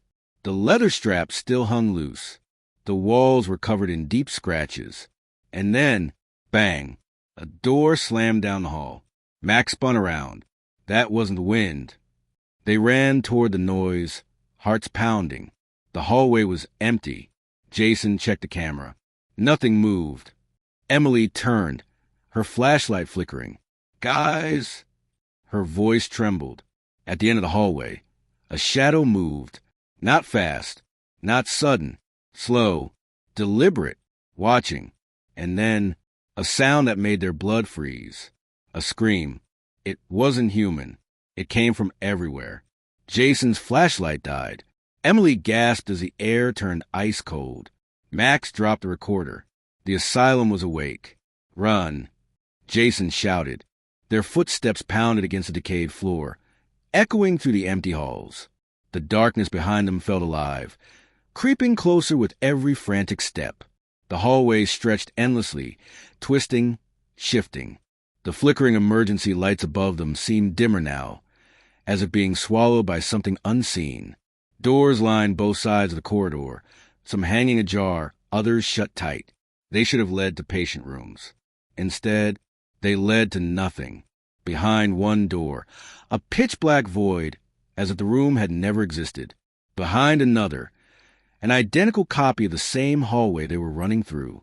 Behind a third, a reflection of themselves, but the figures inside didn't move. Emily grabbed Jason's arm, her nails digging into his skin. This isn't right. The layout, it's changing. Jason swallowed, forcing his mind to stay focused. This place was warping reality. Max gasped, struggling to keep up. He fumbled with his camera and EVP recorder, his hands shaking. No signal. No readings. We're trapped. Jason's pulse thundered in his ears. He forced his legs to move faster, his only thought, get out. Then, they stopped. The hallway ended abruptly, forcing them to a halt. A single door loomed in front of them. Jason's breath caught in his throat. Ward C, the wing that had burned to ground in 1968. But here it was, intact. The charred remnants of its past were still present. Blackened walls, the lingering scent of smoke and ash, the faint outline of scorch marks on the ceiling. Max's voice was barely a whisper. This place shouldn't exist. Jason lifted a trembling hand and pressed it against the old wooden door. It was warm. His heart pounded. Then footsteps. Heavy, slow, coming closer. A deep, dragging sound followed, like something scraping against the floor. Jason turned, his breath coming in sharp gasps. At the end of the hallway, standing in the shadows, was a figure. Not a shadow this time. A man, or what used to be one. His skin was gray, stretched in over sharp bones, his veins darkened like burned roots beneath the flesh. His hospital gown was scorched, blackened by fire. The fabric melted into his skin in places. But his eyes, they burned, twin embers, glowing with an unnatural orange light, flickering like a dying flame. Emily stumbled back, clutching Jason's sleeve. "Oh, my God!" Max whimpered. "What is that?" The figure took a step forward, then another, and then a voice, a hollow, crackling whisper. "You shouldn't be here." Jason staggered back, gripping Emily and Max. The walls began to tremble. The whispers rose, hundreds of them, overlapping, surrounding them. A chorus of voices, crying, begging, screaming. Jason's head pounded, his vision blurred. Emily clutched her ears, her knees buckling. "Make it stop." Max let out a choked scream, dropping his camera as the whispers swelled into an unbearable cacophony. The figure stepped closer, his feet leaving charred footprints with each step. Jason knew if they stayed, they wouldn't leave alive. His instincts screamed at him. Run. Now. He grabbed Emily and Max. Go. They turned and ran. The whispers followed. Doors slammed shut behind them, one by one, as if something was herding them toward an unknown fate. The walls bent and twisted, the hallways shrinking, pulsing, as if the asylum itself was coming alive. Something was chasing them, and it wasn't human. The exit was closed. The broken front doors came into view. Jason reached them first, throwing his weight against the wood. Max stumbled. Emily grabbed him, pulling him forward. The voices screamed. Jason forced the doors open. The three of them collapsed outside. And just like that, the voices stopped. The night was silent. Max's chest heaved. He clutched his recorder, his fingers white. Emily wiped her face, realizing she was crying. Jason stood up, turning back to the asylum. It loomed quietly in the moonlight, empty, as if nothing had ever happened. But then, Max's recorder cracked. The last EVP recording played on its own. Static. Then a voice. Clear, unmistakable. "We'll be waiting." The storm rolled in fast, sweeping across the neighborhood with a fury that rattled windows and sent tree branches scraping against the side of the house. Thick clouds swallowed the moon, casting the streets into an unnatural darkness. The wind howled, making the old house groan as if it, too, felt the storm's weight pressing against its walls. Inside, Lucy sat curled up on the living room couch, her phone resting in one hand, a thick blanket draped over her shoulders. The glow of the TV flickered across her face, casting shadows that danced along the walls. She could hear the rain hammering against the roof, a steady rhythm that filled the silence between the occasional roars of thunder. On the floor, tucked beneath their own blankets, sat the twins, Noah and Ben. Their eyes, round and unblinking, were glued to the television screen, though Lucy wasn't sure they were actually paying attention to the cartoon playing. They sat too still, their small hands gripping the fabric of their blankets, their bodies tense. Lucy checked the time on her phone. Almost 10:30 p.m. The boys' parents had said to put them to bed by 9, but with the storm rolling in, she had decided to let them stay up a little longer. Now, though it was late, "All right, guys," she said, stretching her arms. "It's bedtime. Let's get you tucked in." Neither of them moved. Lucy raised an eyebrow. "Did you hear me?" Noah turned his head slightly, but his gaze didn't meet hers. Instead, his eyes remained locked on something beyond her, down the hallway. Ben sucked in a shaky breath and bit his lip, his small fingers gripping his blanket even tighter. We can't sleep yet," he mumbled. Lucy frowned. "Why not?" Noah's mouth opened, but no words came out at first. He seemed to be thinking, debating whether or not to say what was on his mind. Then, in a whisper so soft Lucy almost didn't hear it, he said, Because he told us not to. Lucy blinked, confusion flickering across her face. What? Who told you not to? Ben slowly lifted a trembling hand and pointed toward the hallway. Her eyes followed the direction of his finger. The hallway stretched out in front of them, long and dark, the only light coming from a small night light plugged into the wall near the boys' bedroom. At the very end of the hallway stood a closet door, slightly ajar. A chill crawled up Lucy's spine. Ben's voice was barely above a whisper when he spoke. The man in the closet. Thunder rumbled outside. Lucy forced a smile, though her stomach twisted uncomfortably. Guys, there's no one in your closet, she said, keeping her voice light. It's just shadows and your imagination playing tricks on you. Ben shook his head slowly. No, he's there. He watches us. Noah scooted closer to his brother. He doesn't like it when we talk. The wind picked up outside, making the house shudder. A sudden gust rattled the windows, and Lucy flinched despite herself. She inhaled deeply, trying to shake the unease curling in her chest. They were just kids.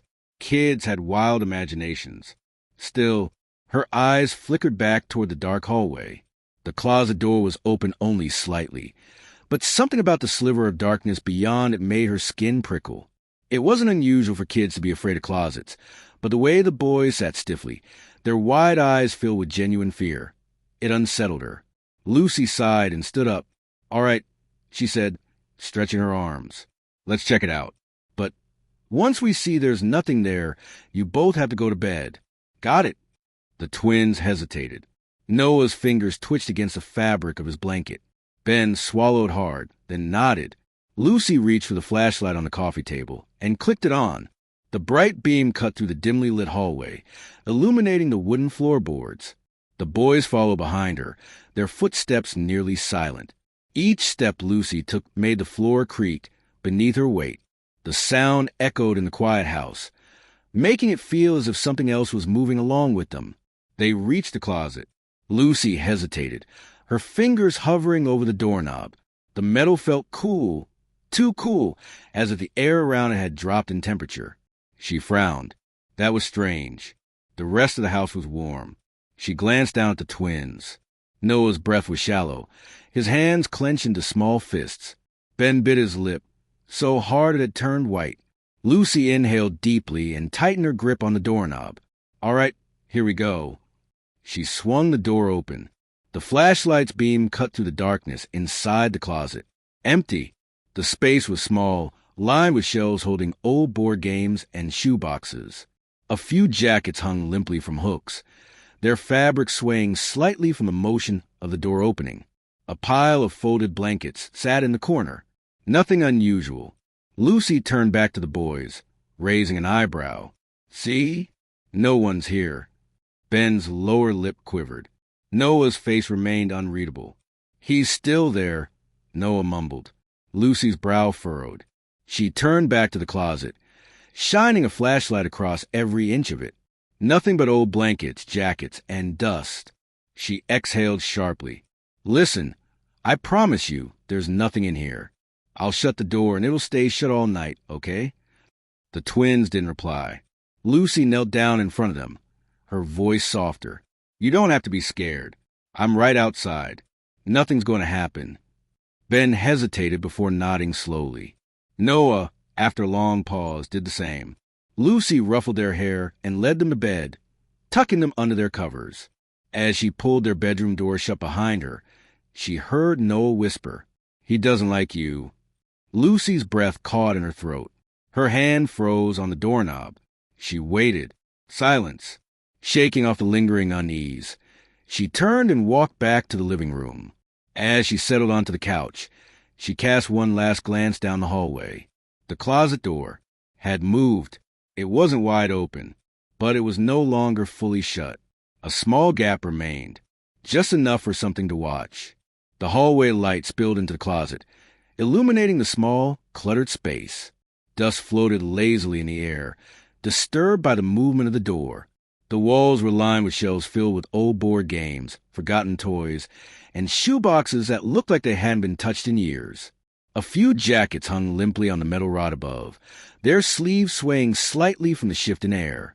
In the corner, a pile of old blankets sat in a heap, untouched, empty. Lucy let out a slow breath and turned back to the twins. "See," she said, forcing a lightness into her voice. "No one's here." Noah didn't look convinced, his lips pressed into a thin line, his eyes flicking from Lucy to the closet and back again.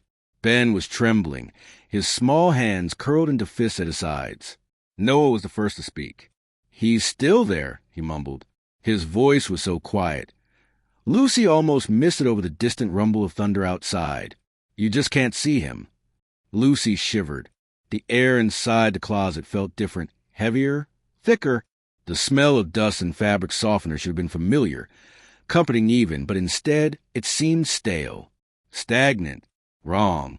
It was as if the space had been untouched for decades, yet she knew the boy's parents had organized it just a few weeks ago. She swallowed against the unease curling in her stomach. "There's no one there," she reassured, kneeling in front of them. "Listen, I promise you, no one is in the closet. The door will stay shut, and I'll be right outside, okay?" The twins didn't respond right away. Ben stole a nervous glance at Noah, who finally gave a slow, reluctant nod. Ben followed his brother's lead, though his hands remained clenched. Lucy sighed, ruffling their hair before guiding them to bed.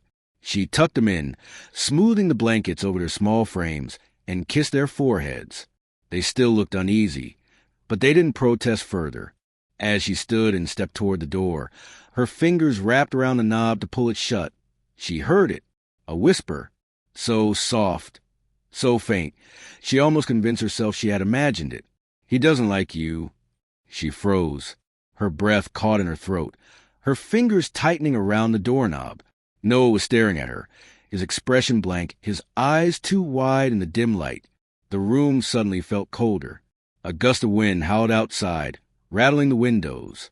Lucy forced a small laugh, though her voice felt weak in her own ears. "I'm sure he will get over it." She closed the door gently behind her, but as she walked back down the hall, a gnawing unease clung to her, sinking deep into her bones. Lucy sat back down on the couch, pulling her blanket tightly around her. The warmth did little to stop the creeping sensation along her skin. The storm outside had worsened, rain hammering against the roof like desperate fingers clawing to get in. Wind howled through the trees, their branches scraping against the house with an eerie, rhythmic sound. She unlocked her phone and checked her messages. Nothing. Not from the boy's parents. Not from her friends. A strange, suffocating silence settled over the house. The television was still on, but the volume had lowered, the screen flickering with the last remnants of an old cartoon. It wasn't enough to drown out the unsettling quiet pressing in around her. Then, a soft creak. Her head snapped up. The sound had come from the hallway. Lucy's pulse quickened. It was probably just the house settling. Old houses did that. The wind outside was strong. It was nothing. She swallowed and turned back to her phone, tapping absent-mindedly at the screen. Then came another sound. Not with creaking. Not the wind. A breath. Slow. Shuddering. Right outside the twins' door. Lucy sat frozen, her entire body locked in place.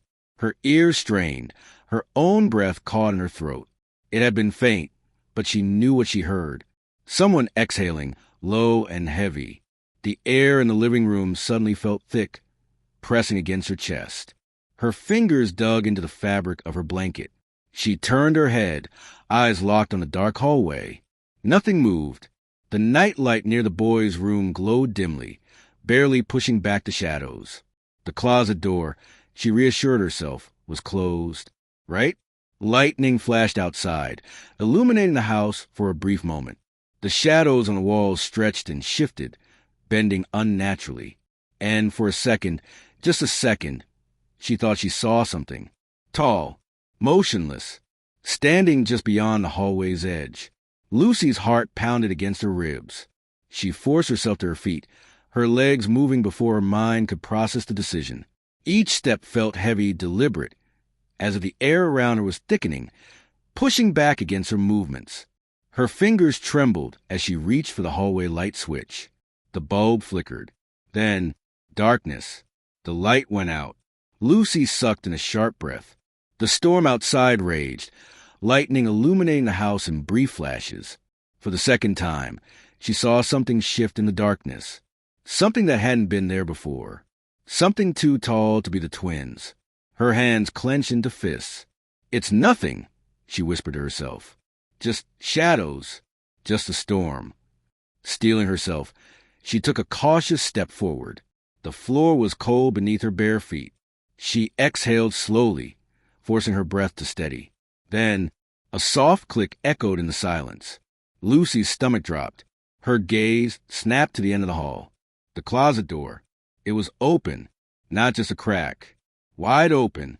The jackets inside swayed slightly, as if something had just moved past them. The air in the hallway felt colder than before. Heavy, pressing. The shadows inside the closet stretched unnaturally, curling at the edges like fingers reaching outward. Lucy's breath hitched in her throat. A whisper slithered through the dark. Low, hoarse, not a child's voice. "Not yet." Lucy stumbled back, her hand slapping against the wall as she gasped. The words had been right beside her, near her ear, but the hallway was empty. She turned sharply, expecting. What? A figure? A shadow? Something to confirm the icy dread coiling in her gut? There was nothing. The closet door remained open, its darkness yawning, waiting. Lucy's breathing was shallow, her pulse roaring in her ears. She had to close it. She had to. Forcing her legs to move, she took a hesitant step forward, then another. The air thickened. Another step.